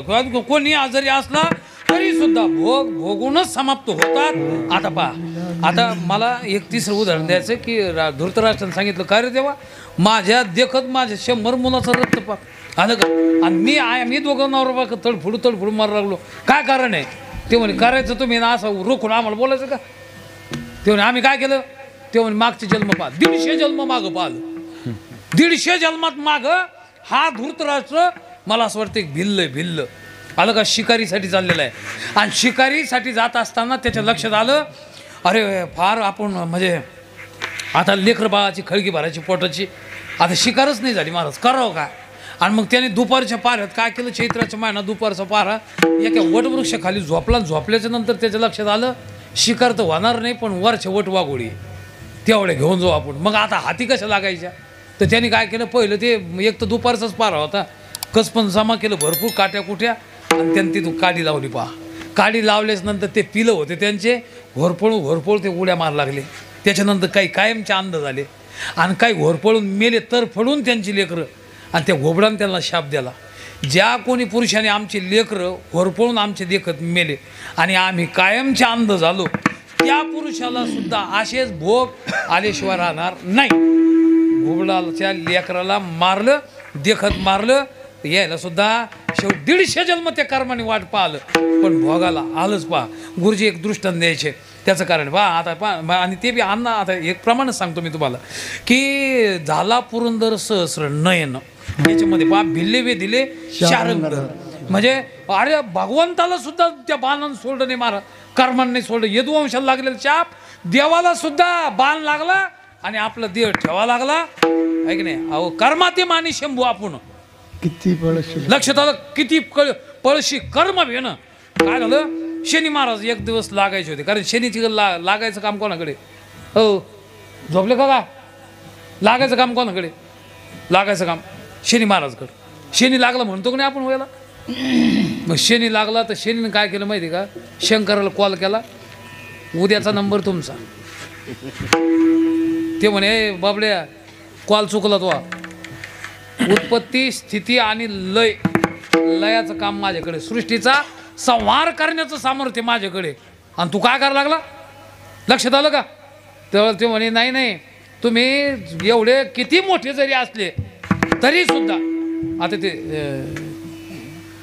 शिबू सोरेन का काय मला असं वाटतं आज मुख्यमंत्री शेवटी फरार व्हावं लागलं त्याला पार्वतीची ईडी मागं लागली तर हा झारखंडचा मुख्यमंत्री महाराज तेव्हा मुख्यमंत्री मी काय करते पाहू ईडी मागं लागली तर त्याला काय व्हावं लागलं इतकं सोपं काम नाही तसं हे मी जगाची नाश करणार आहे शंकर तो म्हणतो मी शंकर जरी असले तरी आमच्याकडे खातं जे दिलं ना ते खात्याचं काम आहे तुमच्या मागं आम्ही लागणार म्हणजे लागणार शंकरनं फोन ठेवून द्याला भगवान शंकराने विचारलं कसा आता लागतो पाऊस आपण महाराज जेच गेले 3 दिवस समुद्रात आलेच नाही वर ते म्हण 3 दिवस लागणार आहे का पाठवा आता आणि तिसऱ्या दिवशी वर आले आणि वर आल्याच्या नंतर तिथे एकदम शनी देव अरे ते म्हणे काय येणार होते ना तुम्ही म्हणून तर म्हणलं आम्ही तुम्ही आमच्या नादी नाका लागू म्हणून ते म्हण तुमच्या नादी लागलं कोण नाही ते म्हण कुठं लागला आणि तो म्हण तुमच्या काळ लक्षातच आलं नाही अरे बाबड्या 3 दिवस मी तुला लागणार म्हणजे पाण्यात बुडीणार होतो आणि ते म्हणे मग तू स्वतः जाऊन बसला तुमच्या ध्यानात आलं का स्वतः तू पाण्यात जाऊन बसला म्हणजे तुला कर्माने शेवट सोडलं नाही शंकराला सुद्धा पाण्यात बुडवलं म्हणजे शंकराला कर्मानं सोडलं नाही प्रभू रामचंद्राला कर्मानं सोडलं नाही है की नाही योग घडला सीता देवी कारण महाराज 2 पोपट रामाने सांगू लागले त्याच्यामुळे ते सीतेला भलतं कुमारी अवस्थेत आवडलं आणि आवडल्याच नंतर ते सीतेनं काय केलं त्याला सोडलंच नाही पोपटाला पण एका पोपटानं उडी मारली आता नराने उडी मारली मादी राहिली मादी होती गर्भवती नर म्हणे आपल्याला धरतील बाबा आता जायलाच नको तिकडं ते गेलं आणि ते कुठं गेलं तर आलंच नाही इकडं ते मेलं पहा तिकडं जाऊन आणि त्यावेळेला हिच्या लक्षात आलं की माझा आणि माझ्या पतीचा वियोग केला गर्भवती अवस्थेमध्ये ते महाराज पोपट मेलं हिना शाप द्याला गर्भवती असताना की तू गर्भवती असताना तू आणि नवऱ्याचा तुला काय होईल योग होईल महाराज पहा ना ते पोपट मेलं होतं ना ते मेलं पोपट आणि तिथं परीड झालं ते परीड झालं आणि ते म्हटलं होतं मी काय राम आहे का 6 महिने बायको दुसऱ्याकडं नंतर घरी गेला तर ते कोण होतं माहिती आहे का परीड नव्हतं देव हे मेलेलं पोपट होतं ध्यानात घ्या म्हणजे सीतेने रामाना सांगायसाठी ठेवलं, पण याचा परिणाम त्यांना भोगावा लागला. वियोग घडला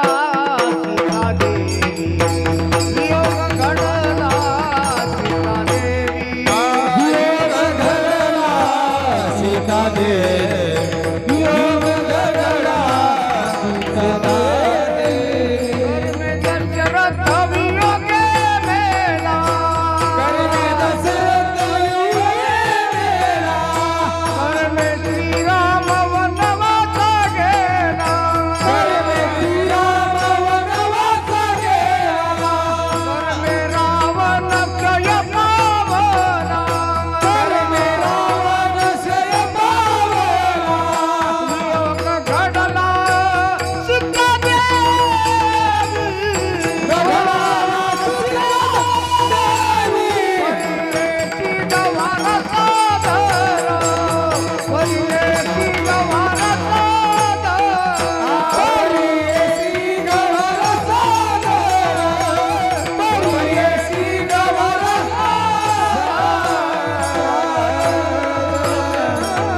सुंदर प्रमाण दिला अण्णाने. ही संपूर्ण यादी जर आपण पाहिली, मोठमोठ्याला कर्म भोगल्याशिवाय समाप्त होत नाही.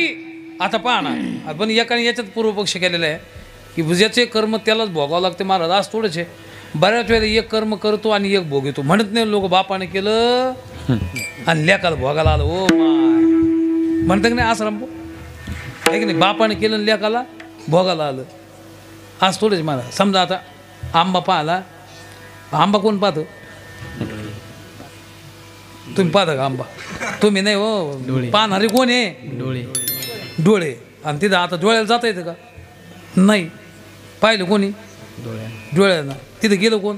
हा पाय. बरं पायाला आंबा घेता येतो का? नाही. मग घेतला कोणी?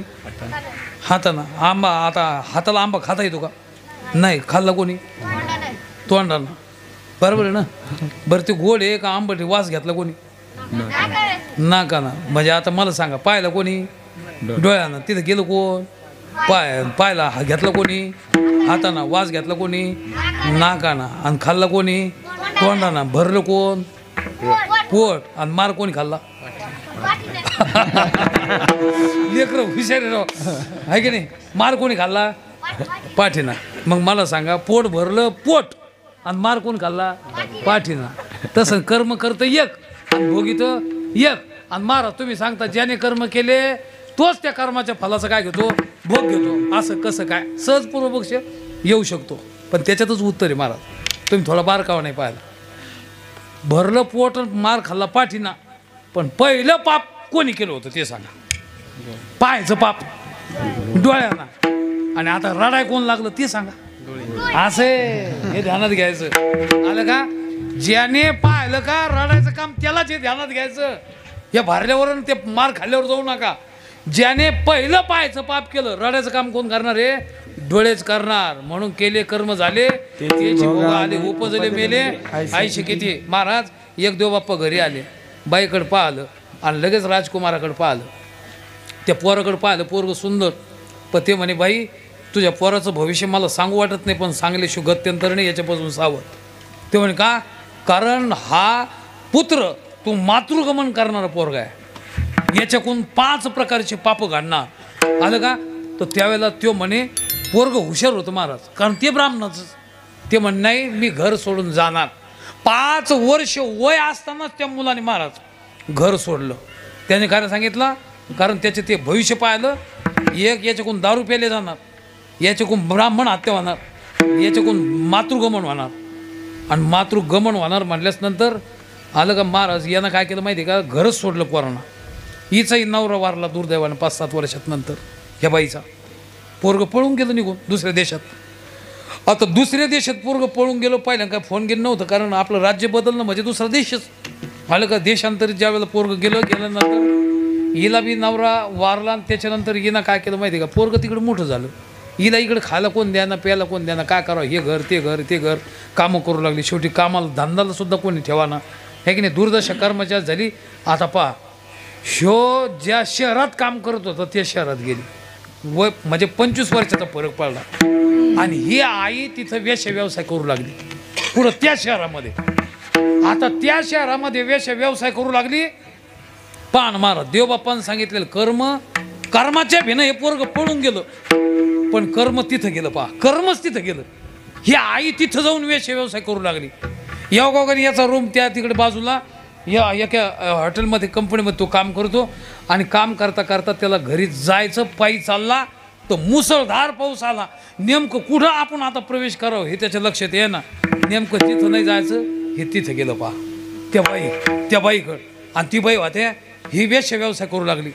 आता ज्यावेळेस व्यवसाय करू लागली, एक तर पावसाचा परिणाम आणि शेवट ते कर्म घडू नये त्याच्याकडून ते घडलं. आणि मग त्यानं सांगितलं मॅडम इथं काही पाणी वगैरे प्यायला आहे का.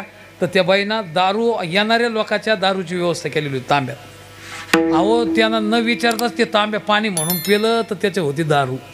आणि मग त्याला त्या बाई ते म्हणे मावशी हे तर पाणी कडू लागलो. ते म्हणे मेल्या ते पाणी नाही ती दारू आहे. एकदम त्यानं तो तांब्या फेकला आणि त्याच्या लहानपणची त्याला आठवण झाली. अहो मॅडम हे याच्याकरता मी घर सोडलेलं आहे की माझ्याकडून दारू पिऊ नये, पिण्यात येऊ नये. आली कसं काय आलं का, तुम्ही कोण आहे ते सांगा, कारण डचकलाच तो. ते म्हणे मग तिच्या डोळ्यात पाणी आलं. ते म्हणे काय सांगा, मी अमुक देशाचे असून आहे की नाही, म्हणजे योगायोग मी वर्ष 25 माझं पहिलंच आपत्ती 5-7 वर्षाचं. आणि एक गोसावी आले आणि त्यांनी सांगितलं अनुक तुमच्या पोराकडून हे कर्म घडणार. ते पोरग विवेकी. शेवट माझं पोरग मला सोडून गेलं. 6-7 वर्षांनंतर माझा नवरा वारला. मला सुद्धा भीक मागायची पाळी आली.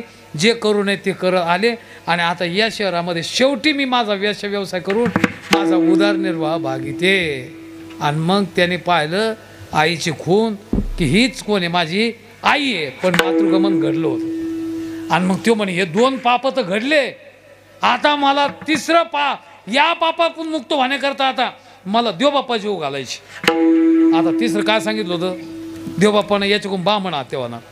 आता महाराज ब्राह्मण आणले, 5 पंडित आणले जेवायला काशीचे. मस्त त्यांना पंचपक्वान्नाचं भोजन केलं. आता भोजन केल्याच नंतर पान विपरीत बुद्धी कशी येत असते. 5 ब्राह्मण जेवू घातले. नेमकं आता त्यांना पान सुपारी वगैरे द्यायची. नेमकं शेवट आला हो जेवायचा. आणि ते ब्राह्मण म्हणू लागले दही आहे का. ते म्हण दहीच नाही राव, आता काय करावं. हे आहे ना दही आहे का म्हणणं, ह्यो दही नाही म्हणणं.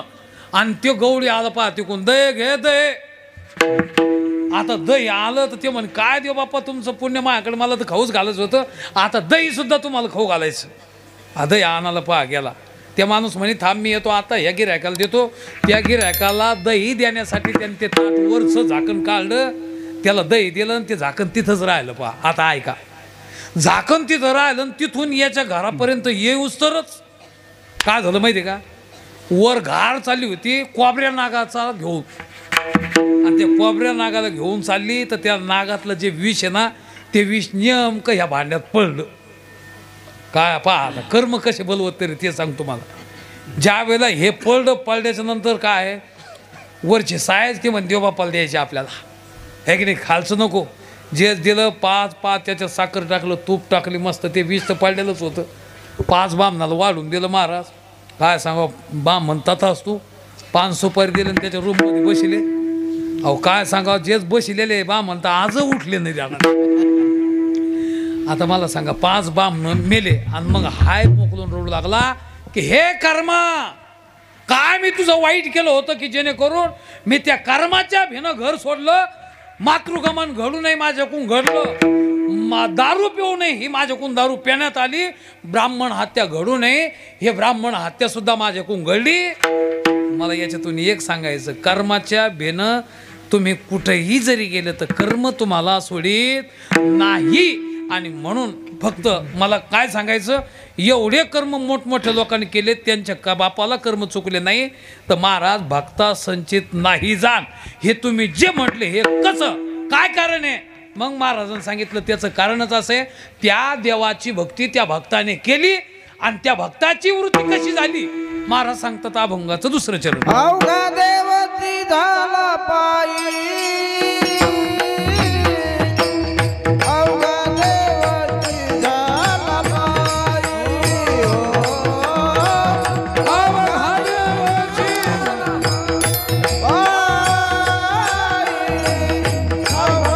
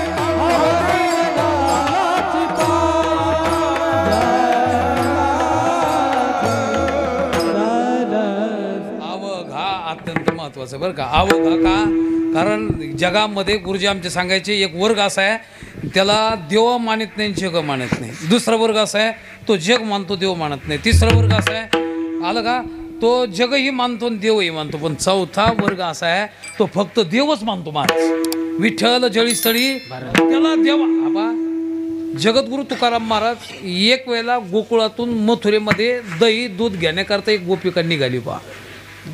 आता तिच्या डोक्यावर दही आणि दूध होतं आसराम बरोबर. पण ती इतकी भांबावली महाराज, इतकी भांबावली की दही आणि दूध घ्या असं न म्हणताना ती गोपिका काय म्हणू लागली, गोविंद घ्या गोविंद दामोदर घ्या गे, गोविंद घ्या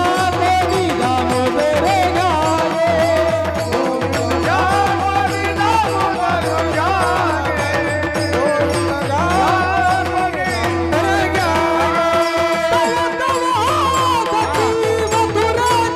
गे. तव तव हाती मथुरेच्या गे,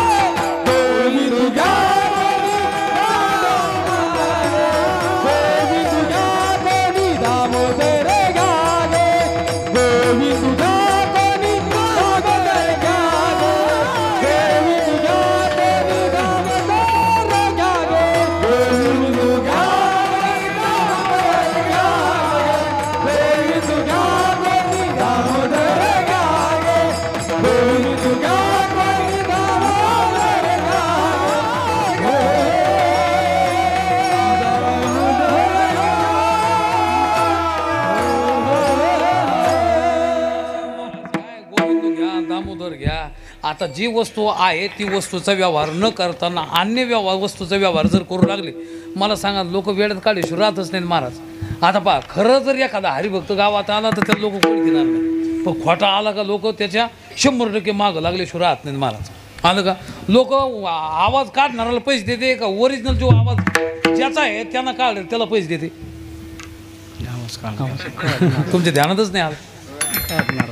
ओरिजिनल आवाज काढणारा लोक पैसे देते का ज्याचा आवाज जो आहे त्याला पैसे देते लोक. हा हा ओरिजिनल आवाज काढणारा कोण देतंय महाराज. आपल्या गावात एक मनुष्य आला आणि तो वेगवेगळ्या पद्धतीचा पोपटाचा आवाज काढू लागला. आला का बकराचा आवाज काढू लागला आहे की नाही. वेगवेगळ्या पद्धतीचा हरणाचा आवाज काढू लागला, लांडग्याचा आवाज, कोल्याचा आवाज काढू लागला. हे सारेचे आवाज काढू लागला. लोक 10 रुपये 5 पैसे 20 पैसे त्याला टाकू लागले. आलं का. आणि एक दिवस नियम का त्याचा आवाजच बसला. आता ते म्हणे करावंच काय आहे की नाही. आवाज दिल्याशिवाय तर पैसे येत नाही. आपला तर आवाज बसला. त्याच्यामुळे त्याने काय घेतलं, एक पोपट घेतला, एक बकरू घेतलं, एक हरण घेतलं, घोंगडं आणलं मोठं दिल टाकून. सकाळच गावात वरून टाकलं आणि त्याच्या खाली तो गेला. पोपटाला चिमटा घेतला रे पोपट आरडायचं, बकराला चिमटा घेतला की बकरू आरडायचं. आलं का. त्याच्यानंतर हरणाला चिमटा घेतला की हरण आरडायचं. लोक म्हणे कालच्यासारखा आवाज येणार हो. काल आवाज चांगला येत होता, आज ह्यो खरा आवाज दिसतो ह्यो. पहा आता ते म्हणे आज नाही टाकायचे पैसे. म्हणजे खरा पोपट आरडाला त्याला पैसे नाही. तुमच्या आलं का ध्यानात. खरं बकरू आरडलं तर आज पैसे नाही. कारण ते म्हणे हे तर खरं आहे, आम्हाला तू खोटा आवाज काढतो म्हणून पैसे देत होतो आम्ही. मग खोट्याला पैसे आहे का खऱ्याला आहे. हो खोट्याला आहे ना महाराज. बरं जाऊ द्या, तमाशाला पैसे का कीर्तनाला आहे. हां इथं समजा गौतमी पाटील आणायची असं जर पैसे उरल्याच नंतर किती लोकांचं मत होईल इथं. हा असं असं बोलले मोकळे बोलले महाराज. खोट्या जे नाश करणारे 100% ते आवडतं आपल्याला. कल्याण करणार आवडत नाही. मला तुम्हाला त्याच्यातून सांगायचं, ज्या वेळेला हे आहे ती वस्तू सांगू लागली त्यावेळेला तव असं ते मथुऱ्याची तिला येड्यात काढलं. आणि तिला येड्यात काढल्यामुळे तुकाराम महाराज देखोल नाही मारत त्यानं अवतारच धारण केलं. तिथं विना गिना लगे घेऊन सांगितलं बाई मी तो भाऊ आहे पण या नालायक लोकात तू आली याचं आम्हाला दुःख आहे. आलं का. शहाणा माणूस नालायकात आला का बहुमतात तू येडा होत असतो बरं का. तू इथं थांबू नको. शहाणा माणूस येड्या लोकात पण बहुमतात जर आला. बरेच बराळ्याचे डॉक्टर महाराज शेवट त्याला ते येडे झालेले बरं का ध्यानात घ्या. का बरं ते कारण सतत ते केलं ते आहे ना ते नंतर येड्यासारखे करू लागले. काय कारण आहे कारण येड्यात गेले. तसं हे येड्यात गेली, मथुरेत गेली म्हणजे ही चांगली गोपिका. पण तिला सांगितलं तुकाराम महाराज, बाई मी तुझा भाऊ आहे, तुला तुझ्या घरी नेऊन घालतो, तू गोविंदू घ्या कोणी दामोदर घ्या, हे अत्यंत खरं आहे. गंज हे दही आणि दूध आहे, पण या दुधात गोविंद आणि दामोदर आहे. पण तुला ह्या वेड्या तव असं ती मथुरेच्या घे. मग ते म्हणे का करू महाराज, मी तुला नेऊन घालतो गोकुळात. महाराज पुढं, बाई जागेवर. पुन्हा महाराज 1 किलोमीटर मागं आले. बाई मला एक सांगायचं, माझा तुझ्या म्हणजे तुझा माझ्यावर विश्वास नाही का? ती म्हणे का? मी तुला चल म्हणलो तरी पाय टाकी ना, तू काऊन टाकी ना? त्यावेळेला तिचे जे वाक्य आहे महाराज ते अत्यंत महत्वाचे. महाराज मला गोकुळात यायचं, पण आता मी पाऊल टाकू कुठं? कहाँ पगडारू देखे अंधेरा, कहाँ पगडारू देखे अंधेरा, कहाँ पगडारू देखे अंधेरा, कहाँ पगडारू देखे अंधेरा. वहीने घेरा देखे तो सब, वहीने घेरा कान्हा रे मोहन लाल, कान्हा रे मन मोहन लाल, देखे तो सब वही रे घेरा, देखे तो सब वही रे घेरा, कान्हा रे मोहन लाल, कान्हा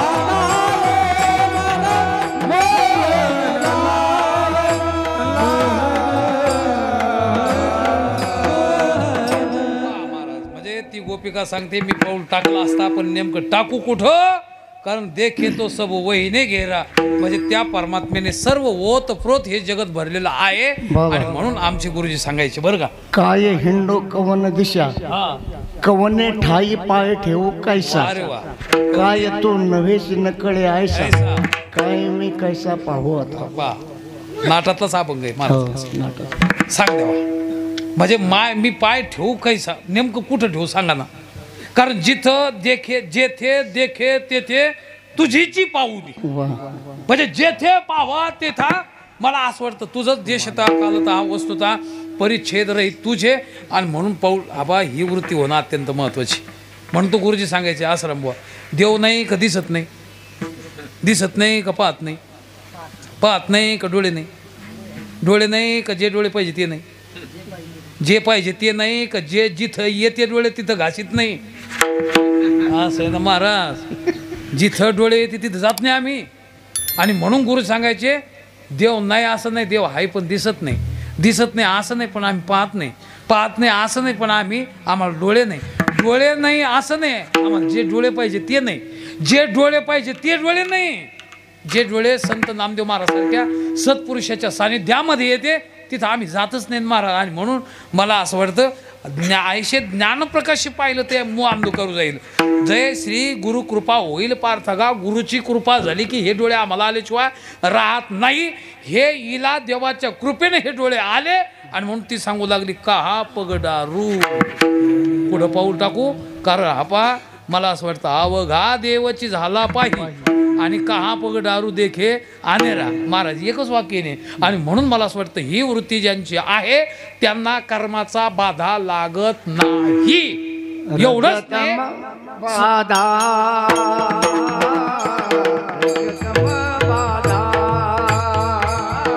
सत्वर तम बाधा, सत्वर तम बाधा,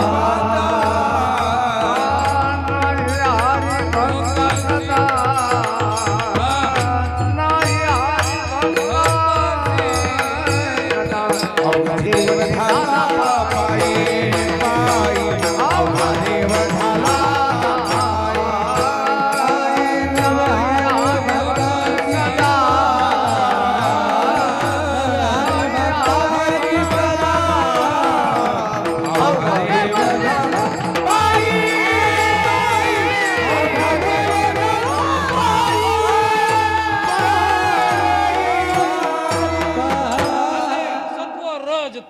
बाधा. म्हणजे जसं कर्म संचित प्रारब्ध क्रियामान त्याचप्रमाणे सत्वगुण. आता कोणी सत्वगुणात बसलेले बरं का, कोणी रजगुणात आहे, कोणी तमगुणात आहे. पण आमुचा प्रकृती पहिलं कडील भावो जरी कल्पनेविन लागशी पाहो. म्हणजे आम्ही आता प्रकृतीच्या पहिल कडील गेलो म्हणजे गुणातीत अवस्था होणं अत्यंत महत्त्वाची. महाराज काही लोक पाहणार कीर्तनाला गेला का नाही म्हणजे हे सत्वगुणात आहेत, जे विषय बघतात ते रजगुणात आहेत, आणि जे सकाळपासून संध्याकाळपासून शिवे देते नाना प्रकारचे कुटाने करते ते तमगुणात आहेत. पहा म्हणून सत्व रज आणि तम या तीनही गुणाचा बाधा ज्यांना लागत नाही त्यांना हरिभक्त म्हणा, किंवा हरिभक्त कर्म आणि गुणातीत झाले त्याच्यामुळं देव आणि भक्त. आता याच्यामध्ये कुठल्याही प्रकारचा बदल फरक मला असं वाटतं राहिला नाही. हे महाराज अभंगाचे देव भक्त पण देव भक्त पण देव भक्त पण देव भक्त पण देव भक्त पण देव भक्त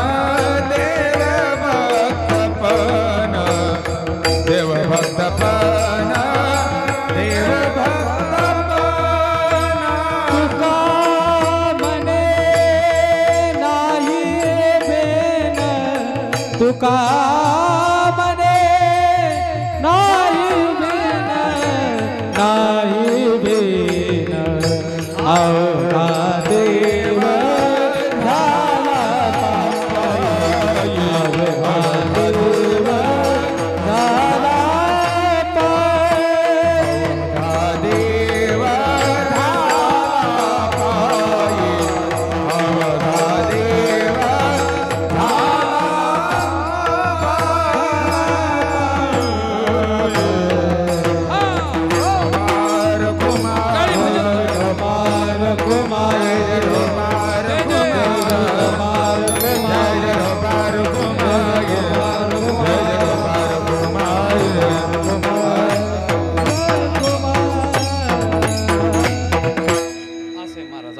काय तो देव भक्त पण आहे की नाही. तुका म्हणे नाही भिन्न दिसायला दोन आणि असायला एक असं. भक्त तोची देव देव भक्त भक्त तोची देव देव भक्त भक्त तोची देव देव भक्त येथे नाही भिन्न भाव, येथे नाही भिन्न भाव येथे नाही भिन्न भाव.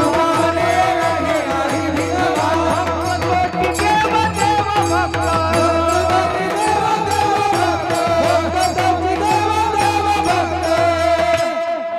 आलं का. म्हणजे हे दिसायला दोन आहेत आलं का, पण हसायला एक घ्या. आता मी असं अंग संग भिन्न नाही दोघा संग भिन्न नाही दोन अंग संग भिन्न नाही दोन मुखे भक्ताची या बोलतो आपण, मुखे भक्ताची या बोलतो मुखे भक्ताची या बोलतो आपण. मुखे भक्ताची या बोलतो अंग संग भिन्न नाही दोघा, अंग नाही देवा अंग संग भिन्न नाही देवा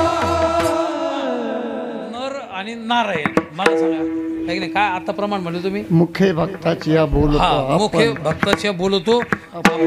है की नाही? अंग संग अंग संग भिन्न नाही दोघा. नाही नाही दोघे. आता मला सांगा दोघं दिसायला दोन आहेत पण असायला कसे एक आहे. आता मी सांगितलं ना तुम्हाला ही शिट्टी वाजवली आहे की नाही, शिट्टी एक आहे की नाही, वाजवली एक आहे पण वाजवणारे किती आहेत दोन आहे.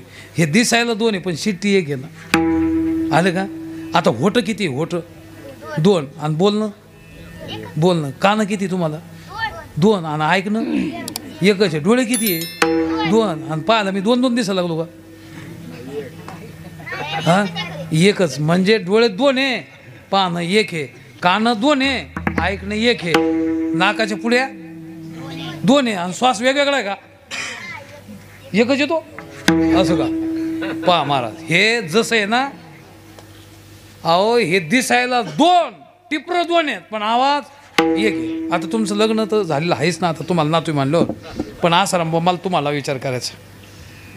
तुम्हाला म्हणजे तुम्हाला बायको जवळची का बहीण जवळची खरं इमानदारीने बोलायचं फक्त. आता आज बहीण जवळची बर बदलू नका तुमच्या भावकीत सुतक पडल्यास नंतर बहिणीचं कुकू जातं का बायकोच जातं ते सांगा. बायकोच जातं. जवळची कोण आहे? जवळची कोण आहे? हा बरं बहीण जवळची जवळ. तुम्हाला महाराज शिंदे साहेब मुख्यमंत्री पदावरून उतार झाल्याच्या नंतर आसाराम बुवा आडनाव काय तुमचं भुंबर साहेब उद्या महाराष्ट्राचे नवनिर्वाचित मुख्यमंत्री पदात त्यांची निवड झाली. मग आता वर्ष बांगल्यावर बहिणीला घेऊन जाणार का बायकोला? हा बहिणीला का नाही? जवळची ती हा हा दुसऱ्या घरी गेली. जवळची कोण आहे मग? जवळची बायको आहे. तुमच्या रक्ताची बायको आहे का बहीण आहे? बहीण आहे. आणि जवळची बायको म्हणता नाही का?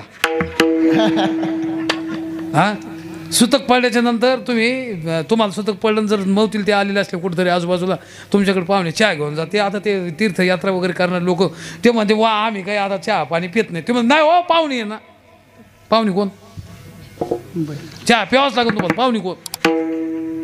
हो बहीण पाहुणी. म्हणजे जी तुमच्या रक्ताची तिला तुम्ही काय म्हणता? पाहुणी. आणि जी तुमची बाहेरची तिला काय म्हणता तुम्ही? हा ही आमच्या घरची नाही सांगत आम्ही. म्हणजे घरची कोण? बायको. खरी घरची कोण होती? लय ठाम निश्चय करून सांगा लागले. बरं जाऊ द्या. आहेर कोणला या? आहेर आहेर तुम्ही बहिणीला आहेर आणता का बायकोला? बायकोला कोण नाही आणत? आहेर नाही देत कहू असं? नाही नाही आहेर बायकोला का नेत नाही मला हे सांगा ना. घरची आहे ना मग तिला काहीच नेत नाही तुम्ही? घ्यावं लागतं. पण मग आहेर कोण नाही म्हणत त्याला? हा सक्रातीला घ्यावं लागतं. पण आहेर आहे का त्यो? हा इथंच आहे महाराज सारे गुरुजी शब्द आहे. बहीण ही किती रक्तातली असली तरी सुद्धा दिसायला आभेद आहे. पण आपल्याला सुतक पडलं तर तिचं कुकू जात नाही. असायला भेद आहे. ध्यानात घ्या. आलं का? आणि बायको ही लांबची दिसायला पण दिसायला भेद आहे. दिसायला म्हणजे ही बाहेरची दिसते आपल्याला पण असायला आभेद आहे. कारण सुतक पडल्याच्या नंतर कुकू आपल्या बहिणीचं नाही तर आपल्या बायकोचंच जातं. याचा अर्थ असा आहे दिसायला भेद आणि असायला आभेद. बायकोचं नातं दिसायला आभेद आणि असायला भेद बहिणीचं नातं. आणि म्हणून आमच्या संतांचं तेच आहे. आमच्या संतांचा आणि देवाचा दिसायला भेद आणि असायला आभेद. नवरा आणि बायकोच्या नात्यासारखं नातं आहे. लक्षात आलं का? कोणाचं? देवाचं आणि भक्ताचं. महाराज किती आहे पाहना. कारण माऊलीची एक ओवी आहे बरं का. आसाराम बुवा काय झालं शेवटचा आता एक दृष्टांत सांगतो आणि आपली सेवा समाप्त करतो. म्हणजे एकाने 100 क्विंटल लागलं मला. मोठी हातीन घेतली. आता हाती घेतला त्यांना आवड असते एकाला चारायला. तो समुद्राच्या काठाला न्यायचा. समुद्राच्या काठाला चारायला नेता नेता नेता काय झाली मोठी लाट आली सुनामी. आणि ती एवढी मोठी हातीन लगेच पाण्यात गेली पा. आणि मग त्यानं काय केलं आता आपल्या हाती हरवला त्याच्यामुळं तो पाण्यात नाव भाड्याने केली. महिनाभर त्याने पाहिलं पण नाव काय आपलं हाती काही सापडा ना पहा. मग गावातले लोक बी म्हणजे रामभाऊ पाटील तुम्ही बरेच वेळ झाली बा तुम्ही समुद्रात काय मासे किसे पकडायला जाता का? ते म्हण नाही बाबा मग हाती हरपला म्हणे 2 महिने झाले मी सारखं पाहतो सापडा ना. अरे ते म्हणे मग केवढा हो आता? ते म्हणे जवळजवळ ह्या ज्या 100 क्विंटल मला त्याला मीठ लागलं होतं हाती तयार करायला. आलं का? म्हणजे अहो मिठाची हाती तयार केला मी 100 क्विंटल मला मीठ लागलं. मग मिठाची हातीन केली 100 क्विंटलच्या आणि चारायला समुद्राची काठाला नेली आणि पाण्यात गेली. महिना झाला पाहतो. तुम्ही जाता का उद्या पाहायला? काय झालं? का ते रामभाऊ पाटील येडे होते का पाहायला? महिनाभर पाहिलं नाही ना तर असं का जात असते फिरायला? आता मला तुम्हाला उत्तर द्यायचं. मिठाची हातीन केली आणि पाण्यात सोडली. असं बरोबर आहे ना? मिठाची हातीन केली आणि पाण्यात सोडली. कधी सापडलं ते सांगा मला महाराज.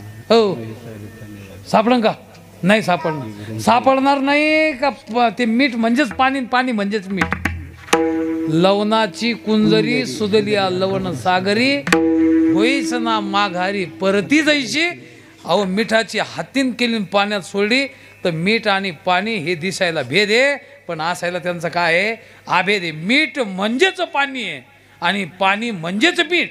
तसं भक्त म्हणजेच देव आहे आणि देव म्हणजेच भक्त आहे. म्हणून देव भक्त पण तुका म्हणे नाही भिन्न. आता पाहण महाराज, आता मला एक सांगा, नवरा आणि बायको आहे समजा आमचे आश्रम बुवा गावाला जर तुमच्या गेले 2 मिनटात सांगतो, गावाला जर तुम्ही गेले दोघं नवरा बायको, तुम्हाला पाहुण्यानं बैठकीत बसले चहा एक लवंग दिली फक्त खायला आहे की नाही, एक जळकं आपलं ते जाळ्यासारखं उपरणं आणि एक टोपी आणि तुमच्या बायकोला 1000 रुपयाची साडी. आता खरं तर पाहुण्यानं तुम्हाला काही केलं का नाही, पण उड्या मारीत तुम्ही गावात सांगितलं पाहुणा म्हणजे पाहुणा जाबलं. काय कारण आहे? पाहुण्यानं काय केलं तुम्हाला? एक चहा कप बैठकीतच बसले, एक लवंग, एक जाळ्याचंच उपरणं आणि दुसरी टोपी, ती बी मोटरसायकलवर उडून गेली. तरी तुम्ही काय म्हणतात पाहुणा म्हणजे पाहुणा. काय कारण?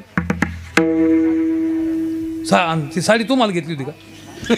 हा, भानगडच तशी आहे म्हणजे, तशीच भानगड आहे म्हणजे बोलता येत नाही आहे की नाही. पण चेहरा खुलतो कसं काय?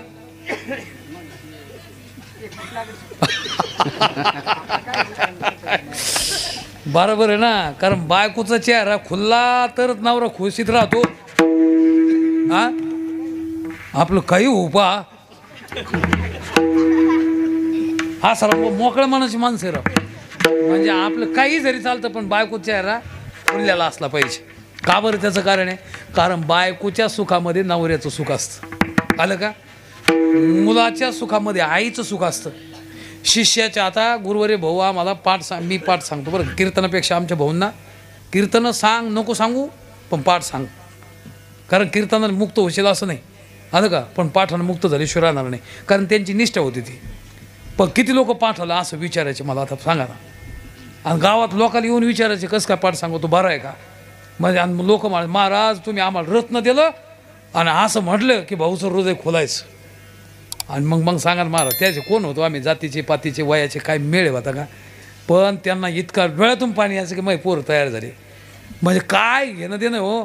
पण आपल्या शिष्याचा उत्कर्ष पाहला की गुरुला आनंद होतो बरं का. ध्यानात मुलाचा विजय पाहला.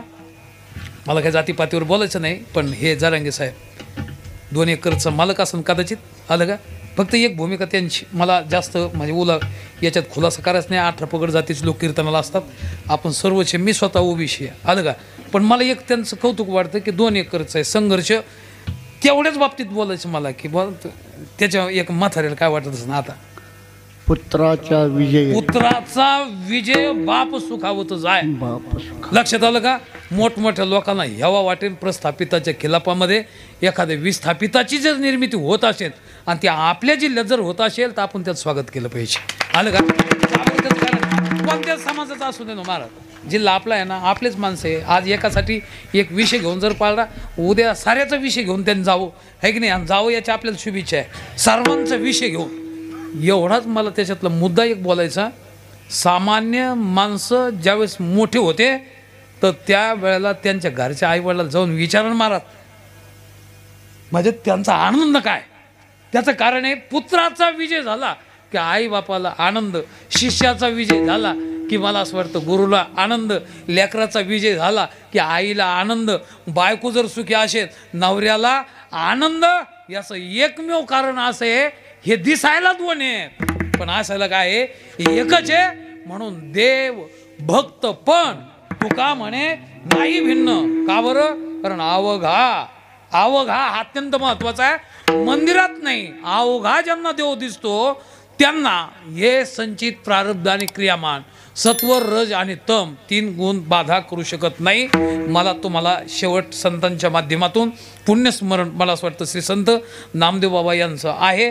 ते जसे कर्मातीत झाले, ते जसे गुणातीत झाले, मला असं वाटतं देव आणि भक्त स्वरूप झाले. मला एवढंच तुम्हाला एक सांगायचं की एवढं कीर्तन आपण आटापिटा करून कीर्तन करायचे, वेगवेगळं वर्षभर वाट पाहायची, अन्नदान करायचं, अर्थदान करायचं. मला तुम्हाला आवर्जून आणि तळमळीने सांगायचं की हा निदान काहीतरी मन परिवर्तन होण्याचा दृष्टिकोन आपण आपल्या समोर ठेवला पाहिजे. वेगवेगळ्या पद्धतीचे वक्ते आपण बोलवले पाहिजे, आमंत्रित केले पाहिजे आणि त्यांच्याकडून काही गोष्टी आपल्याला नाहीच कळल्या. हा कीर्तन हे पहिली परंपरा हसणं आणि खेळणं, हिजाळा घालणं, मला असं वाटतं ही नव्हतीच. पहा अलीकडे लोकांनी याचं मात्र केलं. कारण कीर्तन जर चाललं गुरुजीचं तर लोक महाराज शेणात बसायचे, शेणात. आणि कीर्तन झाल्यावर कळायचं गुरुजी मी शेणातच बसलो होतो, पण मला कळलं नाही महाराज. कारण ते लोक मुक्त झाले हो महाराज. काय सांगा, आपलेच लोक पूर्वज होते. हेच बाबा आता तुम्ही सांगता तुकाराम महाराज बरोबर दिंडी होती. कारण तुकाराम महाराजांच्या काळातच त्यांनी तुकाराम महाराज पाहिले आणि म्हणून तिकडे आकर्षित झाले. त्यांचंच भाग्य आज आपल्याला आतापर्यंत 350 वर्ष झाले त्यांचं पुण्यस्मरण करण्याचा योग येतो. ते का आपले वडील चुलते काके कोण नव्हतं, ते सत्पुरुष होते म्हणून ते दीर्घकाल सापताय ध्यानात घ्या. आणि म्हणून ज्यांच्या या पदस्पर्शाने ही भूमी पुनीत पावन झालेली आहे अशा संत महात्म्यांच्या पुण्यस्मरणाच्या निमित्ताने आज मला असं वाटतं त्यांच्या चरणारविंदी नतमस्तक सर्व भावाने मला व्हायचं. आणि त्यांना एकच विनंती करायची की देवा आम्हाला सुद्धा जोपर्यंत हे शरीर आहे न जाणं कोणा. मला असं पहा नाना रात्री फोन केला, सकाळी त्यांच्या मुलाचा फोन आला अंत्यविधी दिली आहे की नाही. काय सांगा महाराज, आपण सकाळी उठतो का नाही असंच आहे ना. आता यांच्याकडून एकच प्रमाण घ्यायचं आपल्याला. मला तुम्हाला एकच सांगायचं की संध्याकाळी झोपलो रात्री सकाळी आपण उठतो किंवा नाही हे जर आपल्याला सांगता येत नाही तर म्हणून आपल्याला कर्मातीत व्हायचं याच्यावर जोर द्या. आणि आम्हाला गुणातीत व्हायचं, समत्वाची भूमिका घेऊन आम्हाला आमच्या स्वस्वरूपाला प्राप्त व्हायचं. ते स्वरूप आम्हाला दीर्घकालाने कवायना अस्मिन जन्मने वा जन्मजन्मांतरे पण एकच आहे की ते आम्हाला प्राप्त झालंच पाहिजे असा संकल्प आपण त्या निमित्ताने करूया. आणि मला असं वाटतं हे कीर्तनरूपी वाक्पुष्प सेवा या ठिकाणी पुरे करत असताना फक्त 2 मिनटं कोणी उठू नये. मला असं वाटतं ज्यांनी अन्नदान वगैरे घातलेलं असतं त्यांचा सन्मान मला असं वाटतं हा झाला पाहिजे. एक उदात्त अशा प्रकारचा हेतू ठेवून आपल्या सप्ताह कमिटीच्या माध्यमातून भुंबर सर यांनी मला सांगितलं की त्यांना श्री प्रभू रामचंद्राचे फोटो समर्पण करायचे. हे कीर्तनकाराच्या हाताने होईल. आपण 2 मिनिट बसावं, सर बोलतील.